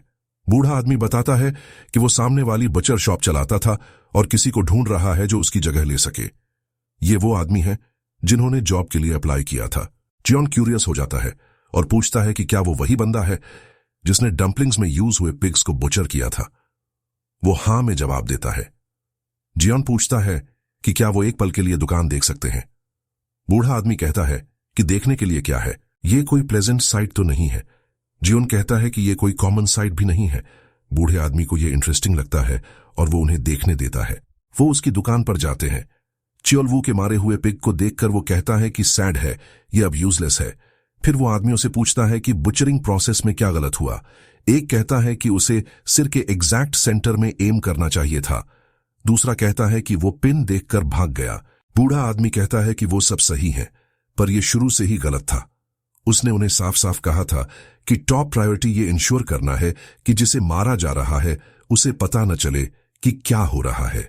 वो उस पर हंसते हैं और कहते हैं कि वो जानवरों से कम्युनिकेट नहीं कर सकते। बूढ़े आदमी को एहसास होता है कि उसे डेमोन्स्ट्रेट करना होगा। एक पिग वहां कुछ खा रहा था। वो उसके ठीक सामने खड़ा हो जाता है और उन्हें ध्यान से देखने को कहता है। वो रॉड उसके सिर पर रखता है। वो सब हैरान हो जाते हैं, क्योंकि कुछ देर पहले तो पिग उसे देखते ही पागल हो रहा था। बूढ़ा आदमी कहता है कि ऐसा इसलिए है क्योंकि पिग को उससे कोई किलिंग इंटेंट फील नहीं हो रही। वो उसे एक्सप्लेन करने को कहते हैं। वो बताता है कि किलिंग इंटेंट पर एक जानवर से ज्यादा सेंसिटिवली कोई रिएक्ट नहीं करता। वो जरा से भी ट्रेस से तुरंत थ्रेटेंड फील करते हैं। जैसे ही वो अपनी किलिंग इंटेंट रिलीज करता है, पिग डर जाता है। चियोलवू हैरान था कि वो ऐसा कर सकता है। वो जियोन से पूछता है कि क्या वो कोई मास्टर है। जियोन कहता है कि उसमें मार्शल आर्ट्स प्रैक्टिस का कोई ट्रेस नहीं है, पर वो इंप्रेसिव है। बूढ़ा आदमी कहता है, जब तुम उस पॉइंट पर पहुंच जाओ जहां तुम अपनी किलिंग इंटेंट एक्सपोज न करो, तब तुम कह सकते हो कि तुम तैयार हो। जैसे ही वो अपना हैमर उठाता है, एक आवाज आती है और सब स्पीचलेस हो जाते हैं। वो कहता है, सबसे इंपॉर्टेंट यह है कि तुम इसे एक ही ब्लो में खत्म करो ताकि उसे पता भी न चले कि वो क्यों मरा। चियोलवू कहता है, ये इंसेन है, वो बिना चीखे ही मर गया। जियोन अग्री करता है और कहता है कि ये एक पावरफुल स्ट्राइक था। बूढ़ा आदमी कहता है कि असली काम तो उसकी सांसें रुकने के बाद शुरू होता है। वो उन्हें जल्दी से खून निकालने का ऑर्डर देता है। चियोलवू कहता है कि बूढ़े आदमी के लंग्स काफी स्ट्रांग हैं, वो इतना जोर से चिल्ला सकता है।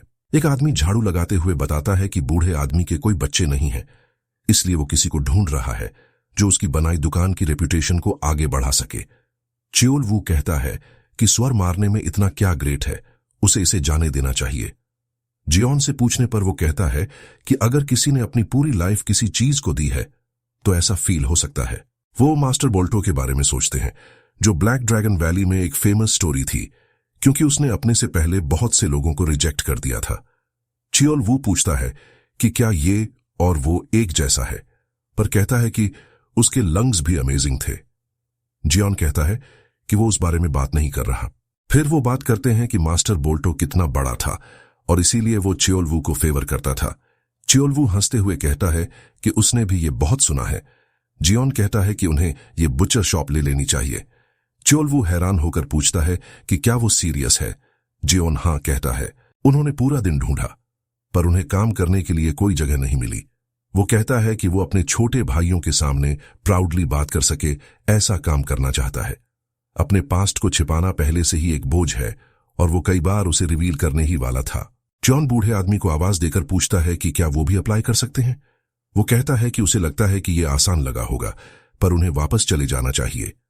जॉन कहता है कि बिल्कुल नहीं, ऐसा स्ट्राइक देखने के बाद वो ऐसी बातें सोच भी नहीं सकते। वो इसे 1 स्ट्राइक 1 किल कहते हैं और ये एक ऐसी स्किल थी जो सच में उसके सालों के एक्सपीरियंस का वेट बता रही थी। बूढ़ा आदमी उसे रुकने को कहता है और एक पिग को कमरे में लाता है जो जियोन के सामने खड़ा हो जाता है। वो कहता है कि इस जगह को लेने का मतलब है कि वो कम से कम स्लॉटर तो कर सकता है और वो उसकी स्किल देखना चाहता है। जियोन कहता है कि उसने पहले कभी बचर नहीं किया, पर वो ट्राई करेगा। वो पिग के सामने घुटने टेकता है और रॉड उसके सिर पर रखकर हैमर से मारता है, बिल्कुल वैसे ही जैसे बूढ़े आदमी ने किया था।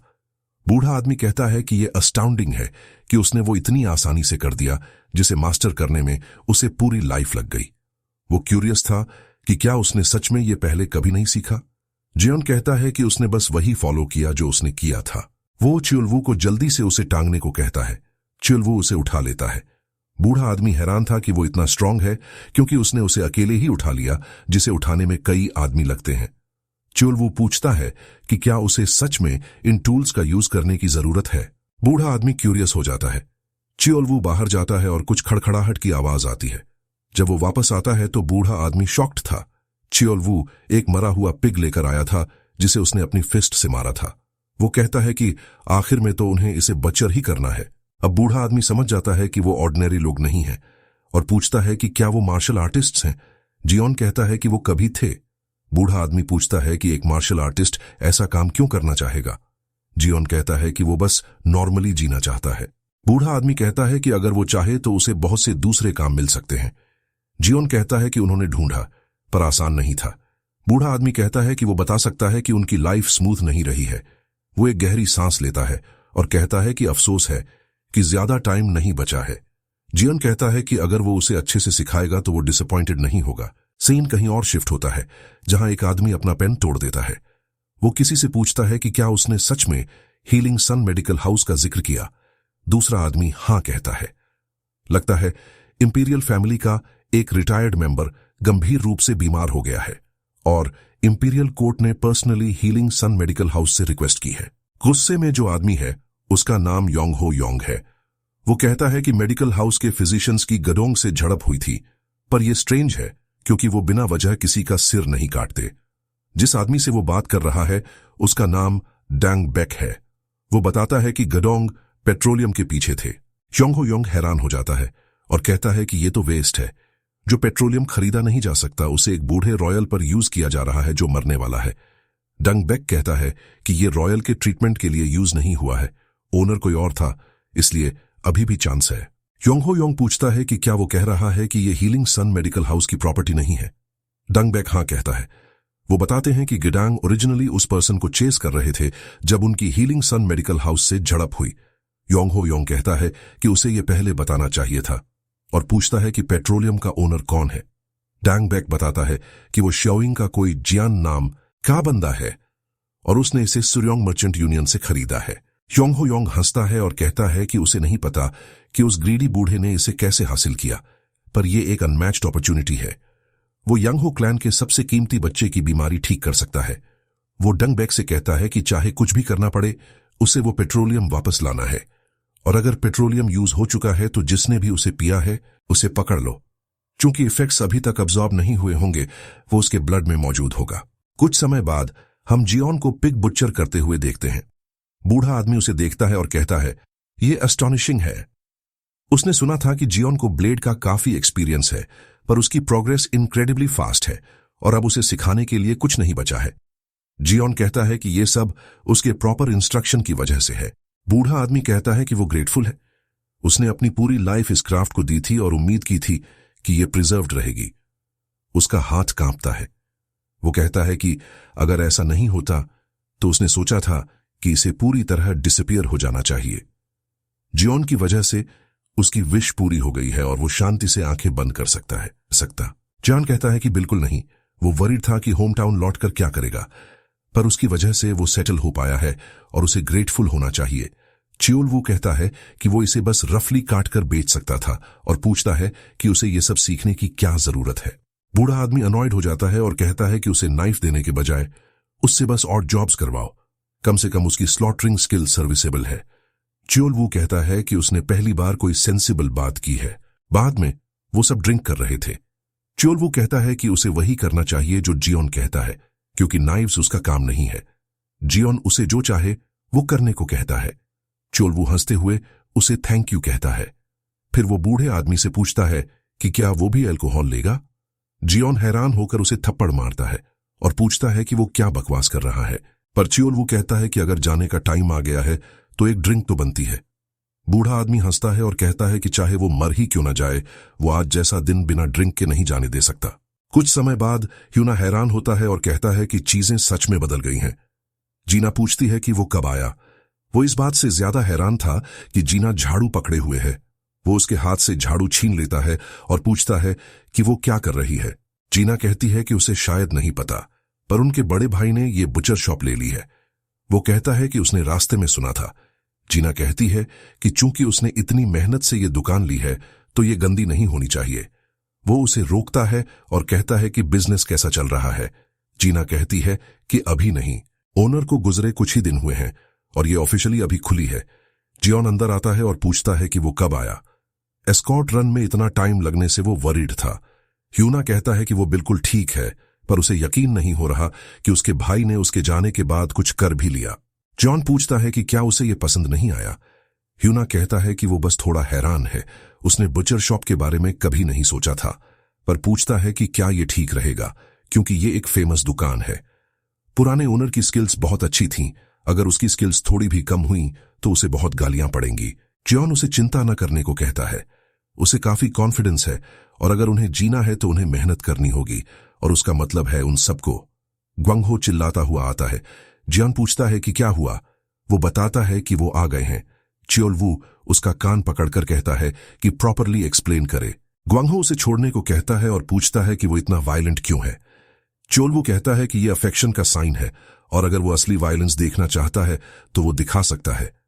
ग्वांगहो मना कर देता है और जेन को बताता है कि वो हुआंगजोंग की फैमिली के एक फिजिशियन से मिला था और उसे सबसे छोटी बहन को लाने के लिए कहा गया है और पूछता है कि उन्हें कब जाना चाहिए। जियोन अपना एप्रन उतारते हुए कहता है कि वो अभी निकल सकते हैं। वहां पहुंचते ही हुआंगजोंग उसे देखकर खुश हो जाता है। गेन कहता है कि खबर सुनते ही वो दौड़ा चला आया और उम्मीद करता है कि वो ज्यादा जल्दी नहीं आ गया। हुआंगजोंग कहता है, बिल्कुल नहीं, मेन फैमिली से आई फिजिशियन जल्द से जल्द पेशेंट को देखना चाहती थी। वो उसे होंगयांग के नाम से इंट्रोड्यूस करता है। जियोन उसे पहचान लेता है और वो औरत भी जियोन को पहचान लेती है और कहती है कि यह सच में एक कोइंसिडेंस है। उसके बॉडीगार्ड्स भी अग्री करते हैं और कहते हैं कि अब वो समझे कि वो लोग उसके पीछे क्यों पड़े थे। हुआंगजोंग पूछता है कि क्या वो पहले मिल चुके हैं। जियोन बताता है कि जब वो पेट्रोलियम लेने गया था तो कुछ लोग उन्हें टारगेट कर रहे थे और उन्होंने उस वक्त उनकी मदद की थी। हुआंगजोंग हंसता है और कहता है कि किस्मत सच में मिस्टीरियस तरीकों से काम करती है। जियोन कहता है कि उसे इतनी जल्दी में जाने का अफसोस है और वो एक बार फिर अपना आभार व्यक्त करना चाहता है। हुआंगयांग कहती है कि इसकी चिंता न करें, चूंकि वो इतना मुश्किल से मिलने वाला पेट्रोलियम हासिल करने की कोशिश कर रहा था, वो समझ सकती है कि वो जल्दी में क्यों था। जियोन जीना को उससे इंट्रोड्यूस कराता है। जीना नर्वस होकर कहती है कि उसे उसकी मदद की उम्मीद है। हुआंगयांग कहती है कि वो सच में बहुत सुंदर है और उसे यहां आकर खुशी हुई, पर उसकी बीमारी ऐसी नहीं है जिसे एक फिजिशियन अकेले ठीक कर सके। जब पेशेंट और फिजिशियन मिलकर लड़ते हैं तभी बीमारी पर काबू पाया जा सकता है। जीना शर्माकर अग्री करती है। हुआंगयांग सबको कुछ देर के लिए बाहर जाने को कहती है। आधे घंटे बाद जब सब इंतजार कर रहे थे, जॉन एंग्शियस होकर अपने नाखून चबा रहा था। चियोलवू सोच रहा था कि इतना समय क्यों लग रहा है। तभी हुआंगयांग बाहर आती है और जॉन पूछता है कि जीना कैसी है। वो बताती है कि उसने बीमारी की पहचान कर ली है। वो पूछते हैं कि वो क्या है। वो बताती है कि जीना हेवनली यिन डिवाइन वेन्स के साथ पैदा हुई है। हुआंगजोंग पूछता है कि क्या वो सच कह रही है और क्या वो श्योर है कि उसका मतलब 9 यिन सिवियर्ड मेरिडियन से नहीं है। हुआंगयांग कहती है कि वो सिमिलर हैं, पर कंडीशन अलग है। मेन फैमिली छोड़ने से ठीक पहले सेम सिम्टम्स वाला एक पेशेंट आया था। पहले उसे लगा कि ये सिवियर्ड मेरिडियंस हैं और उसने ट्रीटमेंट शुरू कर दिया, पर एक सटल डिफरेंस था और उसे कुछ गड़बड़ लगी। अगर उसे मेन फैमिली के आर्काइव में डिवाइन वेन्स के रिकॉर्ड्स नहीं मिलते तो वो उसकी कंडीशन कभी आइडेंटिफाई नहीं कर पाती। च्योल वू पूछता है कि क्या इसका इलाज हो सकता है। होंगयांग कहती है कि सच कहूं तो वो इसका डेफिनेटिव आंसर नहीं दे सकती। उस पेशेंट ने सही समय गंवा दिया था। हालांकि रिकॉर्ड के अनुसार मेन फैमिली का एक्यूपंक्चर इस पर साफ तौर पर असर करता है। च्योल वू पूछता है कि क्या रिकॉर्ड वाले की जान बच गई थी। वो बताने ही वाली होती है पर हम सुन नहीं पाते। कुछ समय बाद हवा में बहुत धुंध थी और ग्वांगहो डरा हुआ था। वो पूछता है कि क्या सब ठीक होगा।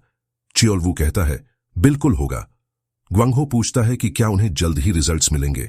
च्योल वू कहता है कि अभी 10 मिनट्स भी नहीं हुए हैं और उन्होंने शायद अभी तक शुरू भी नहीं किया होगा।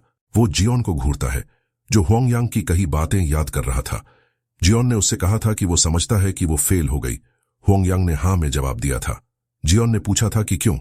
उसने बताया था कि पहला बहुत देर हो चुकी थी।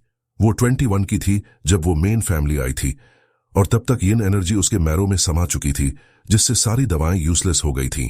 दूसरा, भले ही सिम्टम्स सिमिलर लगें पर डिवाइन वेन्स के साथ पैदा हुए किसी के शरीर में बहने वाली यिन एनर्जी सिवियर्ड मेरिडियंस वालों से कहीं ज्यादा पावरफुल होती है।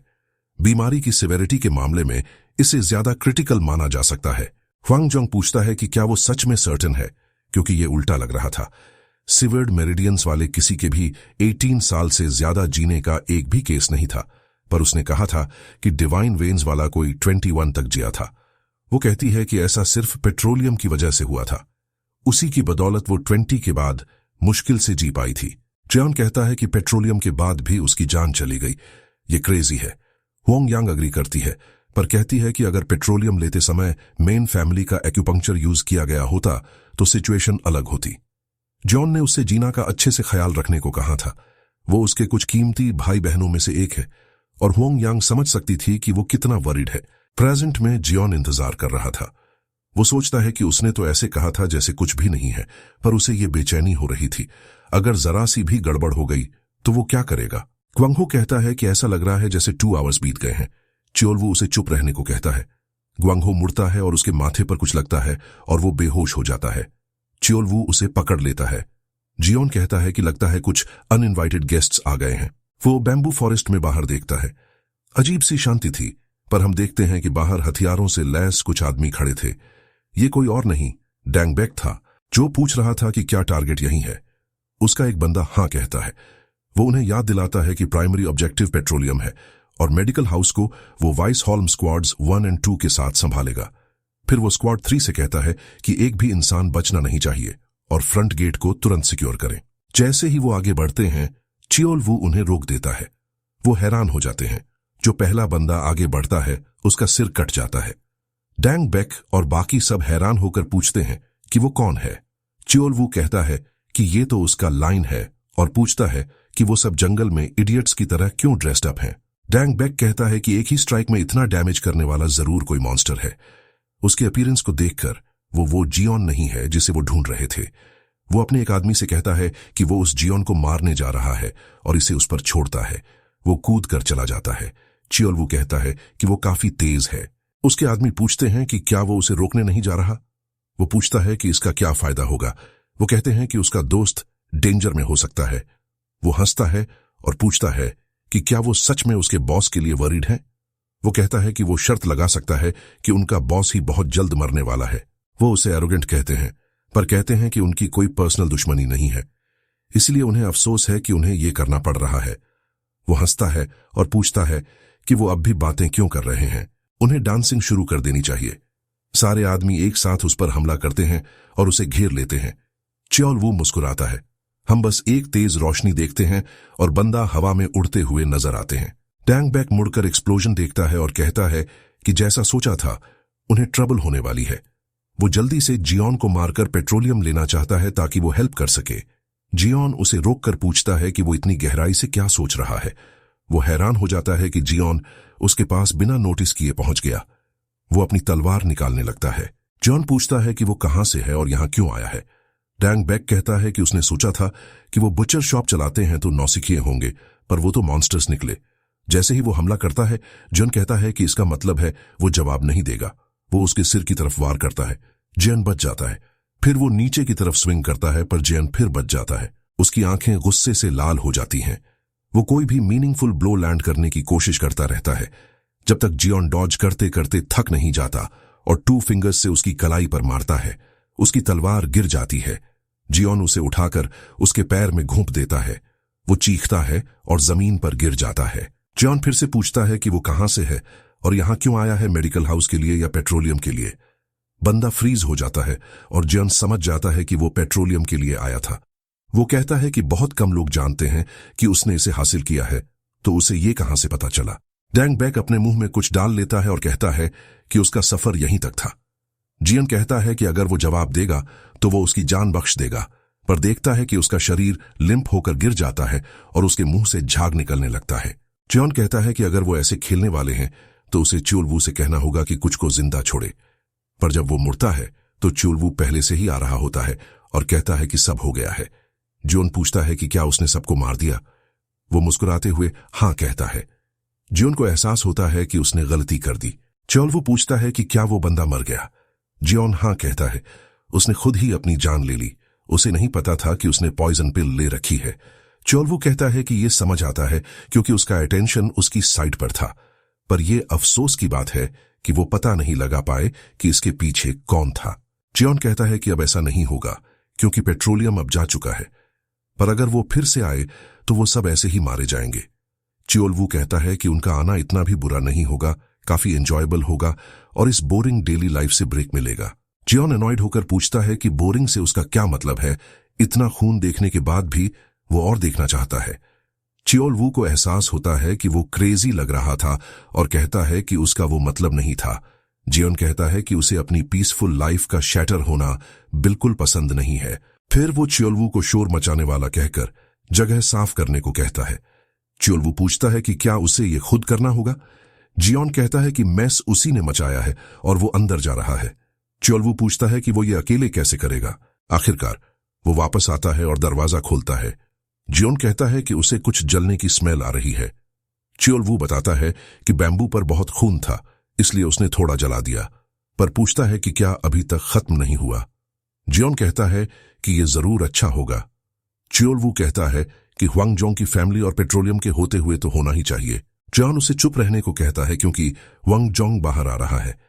जियोन जल्दी से पूछता है कि कैसा रहा। वो बताता है कि उन्होंने आज अच्छा काम किया और जीना की कंडीशन में सुधार हुआ है। वो दोनों हैरान हो जाते हैं और जियोन उसका हाथ पकड़कर उसे थैंक यू कहता है। ह्वांगजोंग कहता है कि अंदर आने पर वो डिटेल्ड एक्सप्लेनेशन देगा। जब वो अंदर जाते हैं तो देखते हैं कि ह्वांगयांग पसीने से भीगी हुई और हाँफ रही थी। जियोन सोचता है कि क्या हुआ। वो कहती है कि उसे पता है कि स्मेल आ रही है क्योंकि उसके शरीर से इम्प्योर ची बाहर निकल गई है। उसके आदमी उसे अपनी ची सर्कुलेट करने को कहते हैं, पर वो कहती है कि इतनी बुरी बात नहीं है। उन्होंने पेट्रोलियम और अपनी फैमिली की टेक्निक्स का यूज करके अपनी पूरी कोशिश की, पर वो कंप्लीट क्योर हासिल करने में फेल हो गए। जियोन कंफ्यूज्ड हो जाता है कि उन्होंने कहा था कि जीना में सुधार हुआ है। ह्वांगयांग कहती है कि हाँ, वो पहले से कहीं ज्यादा हेल्थी हो गई है, पर वो उसे पूरी तरह ठीक नहीं कर पाए और उसे इसके लिए अफसोस है। जियोन कहता है कि उसने सुना था कि ये एक ऐसी टेक्निक है जो फिजिशियन को भी हार्म पहुंचाती है और उसके पास शुक्रिया और आभार के अलावा कहने के लिए कुछ नहीं है। वो कहती है कि बल्कि ये उसके लिए एक लकी अपॉर्चुनिटी थी कि उसे इतनी रेयर डिजीज देखने को मिली और पेट्रोलियम यूज करने का मौका भी मिला। च्योलवू को लगता है कि जब उसने सुना कि सब कुछ फेल हो गया तो उसे तभी से ऑमिनस फील हो रहा था। उसके आदमी पूछते हैं कि क्या वो कुछ शुरू करने की कोशिश कर रहा है। जियोन उसे रोकने को कहता है, पर च्योलवू कहता है कि आखिर में ये सब मीठी बातें थीं और अगर वो खुद को लकी समझती है तो वो जरूर इससे कुछ हासिल करने की कोशिश कर रही है। बंदा चिल्लाने लगते हैं और पूछते हैं कि क्या वो उसकी इंसल्ट करने की कोशिश कर रहा है। च्योलवू अपनी ऑरा रिलीज करने लगता है और पूछता है कि क्या उसने कुछ गलत कहा। उसकी ऑरा इतनी पावरफुल थी कि कमरे में मौजूद हर कोई समझ जाता है कि वो कितना स्ट्रांग है, पर जियोन भी अपनी ऑरा रिलीज करता है और उसे तुरंत माफी मांगने को कहता है। ह्वांगयांग सोचती है कि ये कैसी ची है। वो जायंट बंदा ही काफी सरप्राइजिंग था, पर जियोन का उससे भी ज्यादा पावरफुल होना क्रेजी है। च्योलवू बिना किसी प्रेशर के माफी मांग लेता है और कहता है कि उसने फ्रस्ट्रेशन में बहुत बड़ी गलती कर दी। जियोन उससे अपने छोटे भाई की गलती माफ करने को कहता है और खुद भी माफी मांगता है। ह्वांगयांग कहती है कि उसे ऐसा करने की जरूरत नहीं है, बल्कि उसे माफी मांगनी चाहिए। उसे उम्मीद थी कि कोई मेजर इश्यू नहीं होगा, पर वो रिलैप्स की पॉसिबिलिटी को पूरी तरह रूल आउट नहीं कर सकती। ह्वांगजोंग कहता है कि ये नॉनसेंस है, ये एक परफेक्ट टेक्निक थी। अफसोस की बात यह है कि जीना के सिम्टम्स 9 यिन सीवियर मेरिडियन से कहीं ज्यादा विशेष थे, पर एक मिसकैलकुलेशन भी हुई। जियोन पूछता है कि उसका क्या मतलब है। वो एक्सप्लेन करता है कि उसने पेट्रोलियम की एफिकेसी को ओवर एस्टिमेट कर लिया। वो डिवाइन मेरिडियन की पावरफुल यिनची को हैंडल करने के लिए इनसफिशिएंट था। चेओलवू कहता है कि अगर पेट्रोलियम इनसफिशिएंट है तो उन्हें किस तरह की मेडिसिन चाहिए। वोंग यांग कहती है कि इनसफिशिएंट के बजाय ये कहना ज्यादा सही होगा कि एक डिफरेंट यूसेज वाली स्पिरिचुअल मेडिसिन की जरूरत है। जहां तक वो जानती है, पेट्रोलियम से बेहतर लगभग कोई स्पिरिचुअल मेडिसिन नहीं है। हालांकि पेट्रोलियम के विपरीत, जिसमें यिन और यांग का नियर परफेक्ट हार्मनी है, कुछ स्पिरिचुअल मेडिसिन हैं जो एक्सट्रीम यांग या एक्सट्रीम यिन में एक्सेल करती हैं। जियोन कहता है कि इसका मतलब है कि उसकी बहन की बीमारी को वैसी ही किसी चीज की जरूरत है, और हुआंग यांग एग्जैक्टली कहती है। जियोन पूछता है कि मेडिसिन का नाम क्या है। वो बताती है, शाओलिन्स ग्रेट रिवाइटलाइजिंग पिल। कुछ समय बाद बुचर शॉप में चियोलवू पूछता है कि क्या वो उन्हें लूटने जा रहा है या नहीं। जियोन पूछता है, कहां? चियोलवू अल्कोहल पीते हुए कहता है, शाओलिन टेम्पल। जियोन उसे घूरता है। चियोलवू पूछता है कि क्या वो सच में नहीं जाना चाहता। जियोन कहता है कि वो सोचेगा कि अब जो टाइम है उसमें क्या करना है, चूंकि उसकी बहन बेहतर हो गई है। चियोलवू कहता है कि वो देर सवेर जाएगा ही। जियोन मना कर देता है। चियोलवू पूछता है कि क्या वो सर्टन है। जियोन कहता है कि चूंकि होंग यांग कॉन्फिडेंट थी कि जीना अभी के लिए ठीक रहेगी, तो जल्दी करने की कोई जरूरत नहीं है। उसे घर आए ज्यादा समय नहीं हुआ है, इसलिए वो अभी अपने भाई बहनों के साथ रहना चाहता है। ये एक लंबा जर्नी होगा, इसलिए उसे पहले दुकान एस्टैब्लिश करनी होगी। चियोलवू कहता है कि ये सेंस बनाता है, क्योंकि अगर वो दोनों शाओलिन चले गए तो दुकान बंद हो जाएगी, और अगर वो चाहते हैं कि उनके जाने के बाद भी दुकान चलती रहे तो उन्हें प्रॉपरली सिखाना होगा। जियोन पूछता है, किसे? चियोलवू कहता है कि वो उसके भाइयों की बात कर रहा है, क्योंकि उसे लगा था कि वो वैसे भी उनकी जॉब्स छुड़वाने वाला है। जियोन कहता है कि उसका इंटेंशन यही था। चियोलवू कहता है कि शाओलिन जाना पोस्टपोन हो जाएगा, कम से कम जब तक वो बुचर शॉप प्रॉपरली नहीं चला सकते। जियोन कहता है, सही है। चियोलवू कहता है कि ह्यूना ओरिजिनली डिलिजेंट है तो कोई प्रॉब्लम नहीं होगी, पर ग्वांगहो एक डिफरेंट प्रॉब्लम है। वो कहता है कि शैतान का नाम लिया और शैतान हाजिर। ग्वांगहो दौड़ता हुआ आता है और अपने भाई को बुलाता है। जियोन उसे शांत होने को कहता है और पूछता है कि क्या हुआ। वो बताता है कि ह्यूना किडनैप हो गया है। जियोन हैरान होकर पूछता है कि उसका क्या मतलब है। ग्वांगहो बताता है कि उसने सुना है कि कुछ देर पहले उन्होंने उसके स्कॉट ग्रुप को एक मिशन पर फॉलो किया और उन्हें डाकुओं ने किडनैप कर लिया। चियोलवू को गुस्सा आने लगता है। जियोन कहता है कि अब उसे स्कॉट एजेंसी जाने का टाइम आ गया है जहां वो काम करता था। वो वहां जाते हैं और ग्वांगहो उन्हें एजेंसी के अंदर ले जाता है। हम देखते हैं कि सभी लेबरर्स के फैमिली मेंबर्स पूछ रहे हैं कि उनके परिवार वाले कहां हैं। वर्कर कहता है कि वो अभी किडनैपर्स से निगोशिएट कर रहे हैं। फैमिली मेंबर्स पूछते हैं कि निगोशिएट करने का क्या मतलब है। बंदा कहता है कि वो डिटेल्स नहीं दे सकता, पर हॉस्टेजेस टॉप प्रायोरिटी हैं और वो अपनी पूरी कोशिश कर रहे हैं। अगर वो उन पर भरोसा करके थोड़ा और इंतजार करें तो सब सेफली वापस आ जाएंगे। ग्वांगहो को गुस्सा आ जाता है और कहता है कि वो बस फॉर्मल आंसर्स दे रहा है, वो खुद पूछेगा। कोई आगे बढ़कर पूछता है कि क्या वो रेस्क्यू टीम भेज रहे हैं या उन्हें वापस लाने का कोई और तरीका है। बंदा पूछता है कि वो कौन है। वो खुद को इंट्रोड्यूस करता है और बताता है कि उसका बड़ा भाई कैदी है। बंदा माफी मांगता है, पर कहता है कि सिचुएशन को रिजॉल्व करने के लिए उन्हें ज्यादा से ज्यादा निगोशिएट करने की जरूरत है। वो सबसे कहता है कि वो अपनी पूरी कोशिश कर रहे हैं, इसलिए उन पर भरोसा करें और इंतजार करें, और मुड़कर चला जाता है। चियोलवू कहता है कि उस आदमी में जरा भी सिंसेरिटी नहीं है, पर ग्वांगहो को भी ये सस्पिशियस लगता है। वो अपने भाई के एक कोलीग को पहचानता है और उसके पास जाता है। उसका नाम जांग टोंग है। जांग उसे देखकर हैरान हो जाता है। ग्वांगहो पूछता है कि क्या चल रहा है और क्या वो सच में निगोशिएशंस कर रहे हैं जैसा वो बंदा कह रहा था। वो कहता है, बिल्कुल, और सब जल्द ही सेफली वापस आ जाएंगे, इसलिए चिंता न करें। ग्वांगहो उन्हें साइड में ले जाता है और जियोन भी कहता है कि उन्हें फॉलो करना चाहिए। ग्वांगहो कहता है कि अब जब वो काफी दूर आ गए हैं तो वो जानना चाहता है कि सिचुएशन असल में कैसी है। जैंग बताता है कि वो बदमाश हॉस्टेजेस के बदले में पैसे मांग रहे हैं, पर अमाउंट उनकी कल्पना से भी परे है। ग्वांगहो पूछता है कि कितना। वो बताता है कि वो 100 गोल्ड मांग रहे हैं।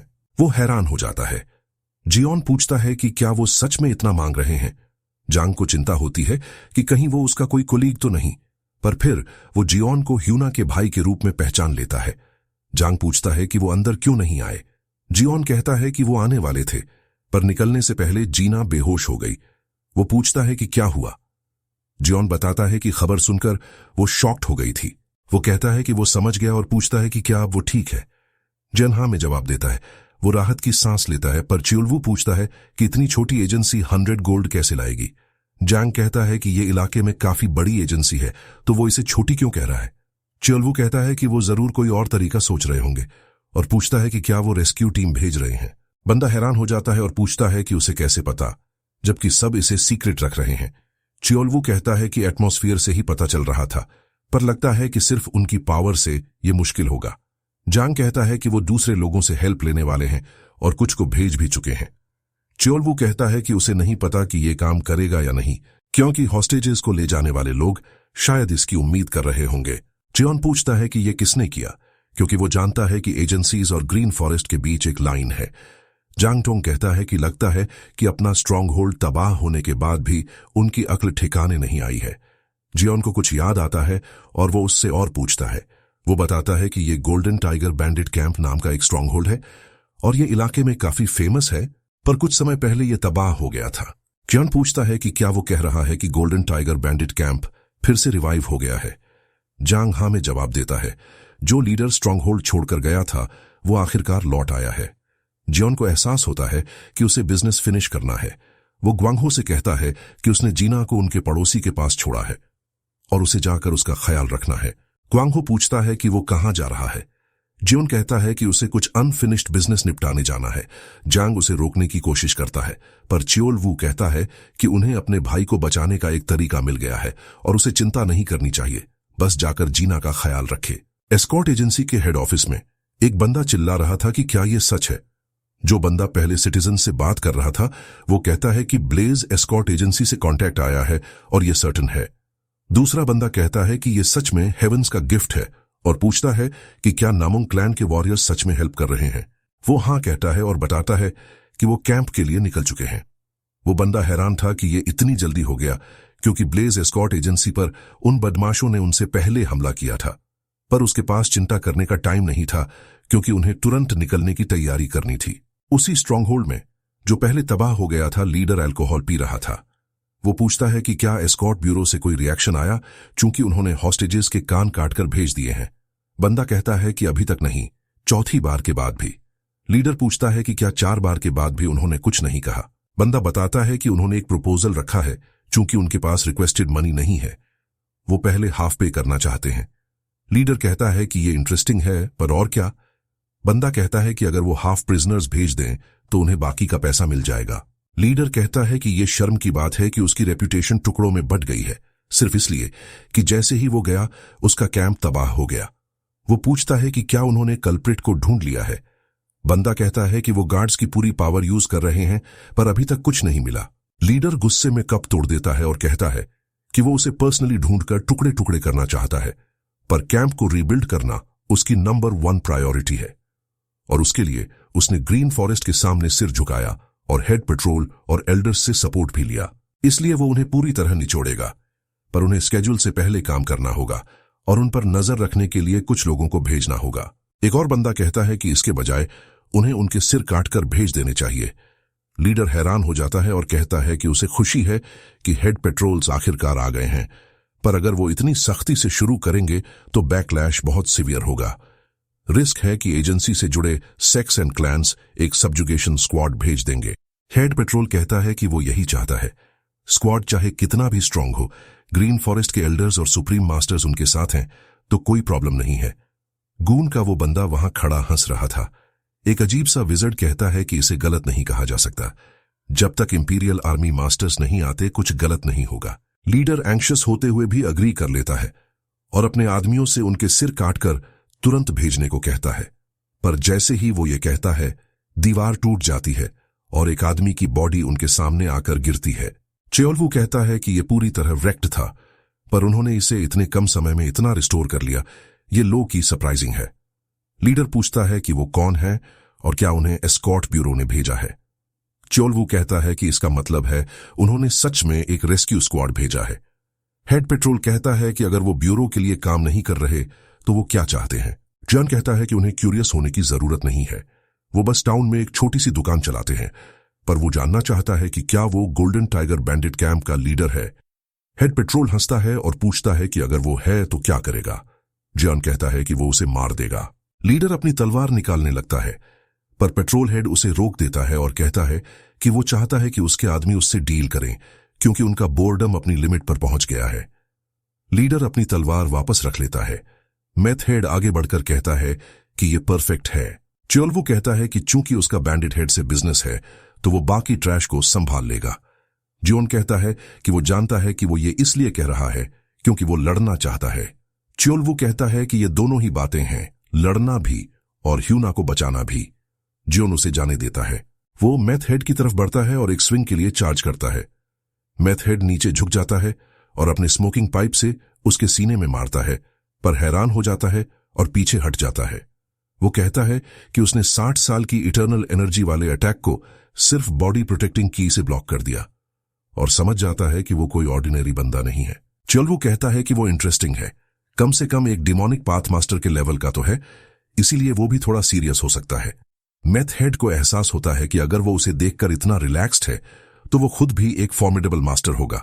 च्योलवू पूछता है कि वो आ रहा है या नहीं। बूढ़ा बंदा एक्साइटेड होकर सीधा दौड़ता है। वो च्योलवू की तरफ कई बार थ्रस्ट करता है और कहता है कि ये परफेक्टली लैंड होगा, पर उसका पाइप बैरियर से टकरा जाता है और उसे अपनी गलती का एहसास होता है। उसके आखिरी दांत मुंह से बाहर उड़ते हैं और वो सीधा गूनीज के स्लॉथ की तरफ जाता है। स्लॉथ उसे पकड़ लेता है और चिल्लाने लगता है, पूछता है कि क्या वो ठीक है और क्या हुआ। मेथ हेड उसे सावधान रहने को कहता है। स्लॉथ कहता है कि ये ग्रीन फॉरेस्ट के टॉप मास्टर्स में से एक है, फिर भी एक ही स्ट्राइक में हार गया। च्योलवू पिस्ट हो जाता है और कहता है कि उसे यकीन नहीं हो रहा कि उसकी बॉडी प्रोटेक्टिंग की पियर्स हो गई, और कहता है कि या तो उसकी स्किल कम हो गई है या ये बूढ़ा आदमी स्ट्रांग है। जॉन कहता है कि शायद पहले वाला ही है। च्योलवू पिस्ट हो जाता है कि वो रस्टी हो गया है और कहता है कि बुचर शॉप चलाना काफी नहीं है और उसे बाकी सबको एक साथ उस पर हमला करने की जरूरत है। पेट्रोल हेड स्लॉथ से पूछता है कि उन्हें क्या करना है। वो कहता है कि ये ऐसा ओपोनेंट नहीं है जिसका सामना वो प्राइड से कर सकते हैं, इसलिए वो एक ओपनिंग बनाएगा और वो यूनिट को टोटल अटैक के लिए लीड कर सकते हैं। स्लॉथ अपनी फिस्ट उठाकर चार्ज करता है और च्योलवू उसे मैच करता है, पर उसके पंच के नीचे झुककर उसके फेस पर मारता है। स्लॉथ पीछे उड़ता हुआ जाता है। पेट्रोल हेड पूरी यूनिट को उस पर हमला करने को कहता है। वो सब एक साथ उस पर स्टैब करते हैं, पर उनकी सोर्ड्स उसकी बॉडी से टूट जाती हैं। वो कहता है कि वो उसके लिए अनोइंग से ज्यादा कुछ नहीं है। कोई और सबको डॉज करने को कहता है। च्योलवू मुड़ता है और अपने साइड में स्टॉम्प करता है और सिर्फ शॉक वेव से ही पूरी यूनिट उड़ जाती है। पेट्रोल हेड पूछता है कि ये कैसे हो सकता है। स्लॉथ गैप को फिर से क्लोज करने का चांस लेता है। च्योलवू कहता है कि उसे उसकी स्पिरिट पसंद आई। स्लॉथ उसे चुप रहने को कहता है और स्विंग करता है। च्योलवू साइड में झुक जाता है। स्लॉथ काउंटर की कोशिश करता है जो डॉज हो जाता है। वो कहता है कि वो मानता है कि वो स्ट्रांग है, पर अगर वो मरा तो अकेला नहीं मरेगा। उसके हाथों में रेड ऑरा जलने लगती है और वो एक बार फिर आता है। च्योलवू कहता है कि उसे अपनी होप्स ज्यादा हाई नहीं रखनी चाहिए। वो अपनी फिस्ट फैलाता है और सीधा चार्ज करता है। स्लॉथ के अटैक से मिलता है, जिससे एक मैसिव शॉक वेव क्रिएट होती है। स्लॉथ पीछे उड़ने लगता है, पर च्योलवू उसे जाने नहीं देता और उसकी फिस्ट सीधे उसके स्कल के पार चली जाती है। पेट्रोल हेड को एहसास होता है कि उन्होंने गलती कर दी। वो नीचे स्लॉथ को देखता है जो फ्लोर में धंसा हुआ था और उसका सिर गायब था। च्योलवू कहता है कि उसने उम्मीद नहीं की थी कि वो डॉज करने की कोशिश करेगा, और यही वजह है कि उसका हाथ उसके सिर के पार चला गया। पेट्रोल हेड डर जाता है और दीवार से सट जाता है। वो कहता है कि रुको, उसका पिता ग्रीन फॉरेस्ट के 18 ब्रांचेस का हाई लीडर है। अगर वो उसे छोड़ देगा तो सब ठीक हो जाएगा। च्योलवू उसे चुप रहने को कहता है और उसका सिर दबाकर उसे मार देता है और उसे स्लॉथ के पास फेंक देता है। वो कहता है कि कभी कभी इस तरह का फ्लड अच्छा होता है। वो जियोन को बताता है कि सब खत्म हो गया है और जियोन कहता है कि अब सिर्फ लीडर बचा है। लीडर को एहसास होता है कि ग्रीन फॉरेस्ट के टॉप मास्टर्स एक पल में हार गए और दूसरा बंदा एक बार भी आगे नहीं बढ़ा। ये वेस्ट है, पर उसे गार्ड्स को सेक्रीफाइस करके भागना होगा ताकि वो किसी और दिन लड़ सके। जियोन कहता है कि उसने पहले पूछा था कि वो कौन है और शायद वो सुनना चाहेगा कि वो वही थे जिन्होंने इस जगह को तबाह किया था। वो हैरान हो जाता है पर पिस्ट भी होता है जब उसे पता चलता है कि उन्होंने ही उसका कैंप तबाह किया था। उसे एहसास होता है कि वो उन्हें भागने नहीं दे सकता। कैंप के पास के जंगल में हम रेस्क्यू स्क्वाड को आते हुए देखते हैं। उनके साथ नमोंग क्लैन के मेंबर्स भी थे। उनमें से एक यंग मीन पूछता है कि इतने सारे कांटे और बेलें क्यों हैं। ह्यूना की एस्कॉर्ट एजेंसी का ब्यूरो लीडर युगान बताता है कि यह सबसे फास्ट राउट था जो वो ले सकते थे। मीन कहता है कि वो बस मजाक कर रहा था। जब वो डाकुओं को पकड़ने आए हैं तो रफ पाथ से कोई फर्क नहीं पड़ता। नमुन क्लैन का एक और मेंबर क्यूओंग कहता है कि वो अभी यंग है और बाकी सबको उसकी तरह न बनने की सलाह देता है। वो कहता है कि उन्हें काबू में करना इंपॉर्टेंट है, पर टॉप प्रायोरिटी कैदियों की सेफ्टी है और उन्हें रैशली एक्ट नहीं करना चाहिए। वो सब यस सर कहते हैं। वो उन्हें कुछ देर घूरता है और फिर आगे बढ़ने को कहता है, पर रुक जाता है। मीन पूछता है कि क्या हुआ। वो कहता है कि लगता है लड़ाई शुरू हो गई है। मीन पूछता है कि क्या वो बैंडिट कैंप की बात कर रहा है। वो हाँ कहता है और बताता है कि लगता है वो खत्म भी हो गई है। मीन पूछता है कि क्या कोई और ग्रुप उनसे पहले पहुंच गया, क्योंकि उसने सुना था कि एस्कॉर्ट ब्यूरो ने पहले ही दूसरे लोगों से हेल्प मांगी थी। क्यूओंग कहता है कि उसे नहीं पता, पर लगता है कि उन्हें जल्दी करनी होगी। वापस लीडर के पास, जो वाइल्डी अपनी सोर्ड स्विंग कर रहा था और जियोन को हिट करने की कोशिश कर रहा था। वो अपनी बिल्डिंग तबाह कर रहा था जबकि जियोन सब डॉज कर रहा था। वो पिस्ट हो जाता है और चिल्लाता है कि एक आदमी की तरह लड़ो। जियोन पूछता है कि क्या वो सच में इतना गुस्सा है। लीडर उसे बकवास बंद करने को कहता है, पर जियोन कहता है कि उसे जानना है कि क्या वो इतना गुस्सा है कि वो अपना ही घर तबाह करने को तैयार है। लीडर कहता है कि उसका फोर्ट्रेस, जिसे उसने पूरी लाइफ बनाया, एक बच्चे ने तोड़ दिया, तो जाहिर है वो गुस्सा है और वो उसकी फैमिली की 9 जनरेशंस को खत्म कर देगा और उस गांव को भी मिटा देगा जहां वो रहते हैं। जियान कहता है कि वो समझ गया और उसे लगता है कि इस जगह को खोना वेस्ट है, भले ही इसे कमजोरों पर अत्याचार करके और इनोसेंट लोगों को किडनैप करके बनाया गया हो। लीडर कहता है कि डाकू यही करते हैं, पर इसका उससे कोई लेना देना नहीं है। जैसे ही वो चार्ज करता है, उसके दांत उड़ते हुए दिखते हैं। जियोन जल्दी से उसके फेस पर मारता है। वो बेहोश होकर जमीन पर गिरने लगता है। जियोन कहता है कि अगर वो सोचता है कि इसका उससे कोई लेना देना नहीं है तो वो गलत है। 12 साल पहले उसे यहीं पकड़ा गया था, टॉर्चर किया गया था और फिर जानवरों की तरह बेच दिया गया था। वो आदमी के पैर पर स्टॉम्प करता है, उसे कुचल देता है। वो कहता है कि जब उन्होंने उसे डिमोनिक पाथ को बेचा तो उसके साथ जानवर से भी बदतर सलूक किया गया और वो सैकड़ों बार लाइफ एंड डेथ के बीच से गुजरा, तब जाकर भागा। और जब उसकी फैमिली का ब्रेड विनर गायब हो गया तो वो मुश्किल से जी रहे थे और आखिर में उसकी मां सारी हार्डशिप से मर गई। वो उसका आर्म तोड़ता है और फिर उसके चेस्ट में किक मारता है, जिससे वो एक पिलर से जा टकराता है। वो कहता है कि वो पिस्ट है क्योंकि वो अपनी मां के आखिरी पलों में उसके साथ नहीं था। लीडर कहता है कि उसने कभी नहीं सोचा था कि उनका कोई स्लेव बदला लेने वापस आएगा। जॉन कहता है कि अगर वो काफी नहीं था तो उसने उसके छोटे भाई को किडनैप कर लिया और अगर वो सच में नहीं समझता कि इसका उससे क्या लेना देना है तो वो बस चौमू है। लीडर कहता है कि उससे गलती हो गई और अपनी जान की भीख मांगने लगता है। उसका बस एक दांत बचा था। जीन कहता है कि वो उसे मारने के लिए भीख मंगवाएगा और जब वो खुद प्रिजनर्स की लोकेशन बता देगा तो वो उसे मरने देगा। वो अपनी 2 फिंगर्स आदमी के चेस्ट पर रखता है और उसे इलेक्ट्रोक्यूट करने लगता है। वो दर्द से चीखता है और जियोन उसे टॉर्चर करता रहता है। तभी क्यूओंग अंदर आकर उसे रुकने के लिए चिल्लाता है, पर जियोन नहीं रुकता। च्योल वू पूछता है कि ये बूढ़ा आदमी कौन है। जियोन कहता है कि वो उसे संभाल ले। च्योल वू कहता है कि ये तो हल्का काम है। क्यूओंग अपनी तलवार निकालकर दौड़ता है। च्योल वू उसके सिर की तरफ स्विंग करता है और कहता है कि वो उसे पास नहीं आने देगा। वो पंच से एक ऑरा ब्लास्ट फेंकता है। क्यूओंग उसे देखता है और उसे ब्लॉक करने के लिए अपनी ऑरा यूज करता है, पर उसे एहसास होता है कि वो चीर कर निकल गया, इसलिए उसे और ज्यादा ऑरा भेजनी पड़ती है। उसे 7 कट्स लगते हैं। वो कहता है कि उसने अपनी पूरी स्ट्रेंथ यूज नहीं की, पर उसकी सोड की इतनी आसानी से डिफ्लेक्ट हो गई, ये एक प्रॉब्लम है। चोलवू कहता है कि वो बुरा नहीं था। उसने उम्मीद नहीं की थी कि वो डॉज कर लेगा और ये मेथ हेड से ज्यादा फन होगा। क्योंग उसे ग्रीन फॉरेस्ट के टॉप मास्टर्स में से एक के रूप में पहचानता है और कहता है कि भले ही उसका कैरेक्टर खराब हो पर उसकी स्किल सिग्निफिकेंट है। वो सोचता है कि उसे इस आदमी को सीरियसली लेना होगा। हम उसे ब्लू स्काई 1 की आर्ट यूज करते हुए देखते हैं।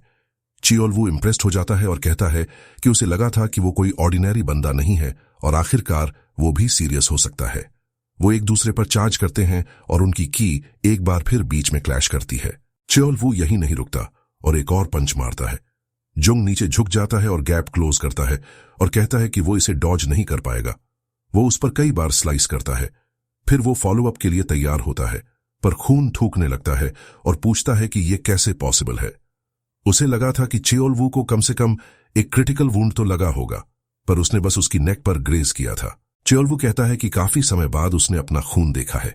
नमोंग क्लैन के दूसरे मेंबर्स पूछते हैं कि ऐसा मॉन्स्टर आखिर कहां से आया। मीन अपनी तलवार निकालता है और वो सब चियोलवू के सामने खड़े हो जाते हैं।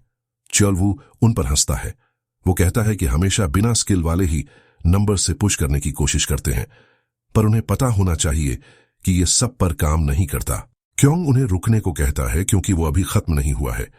मीन उसे समझाने की कोशिश करता है, पर क्योंग कहता है कि वो बस अपने क्लैन के ऑनर को खराब कर रहे हैं और पीछे हटने को कहता है।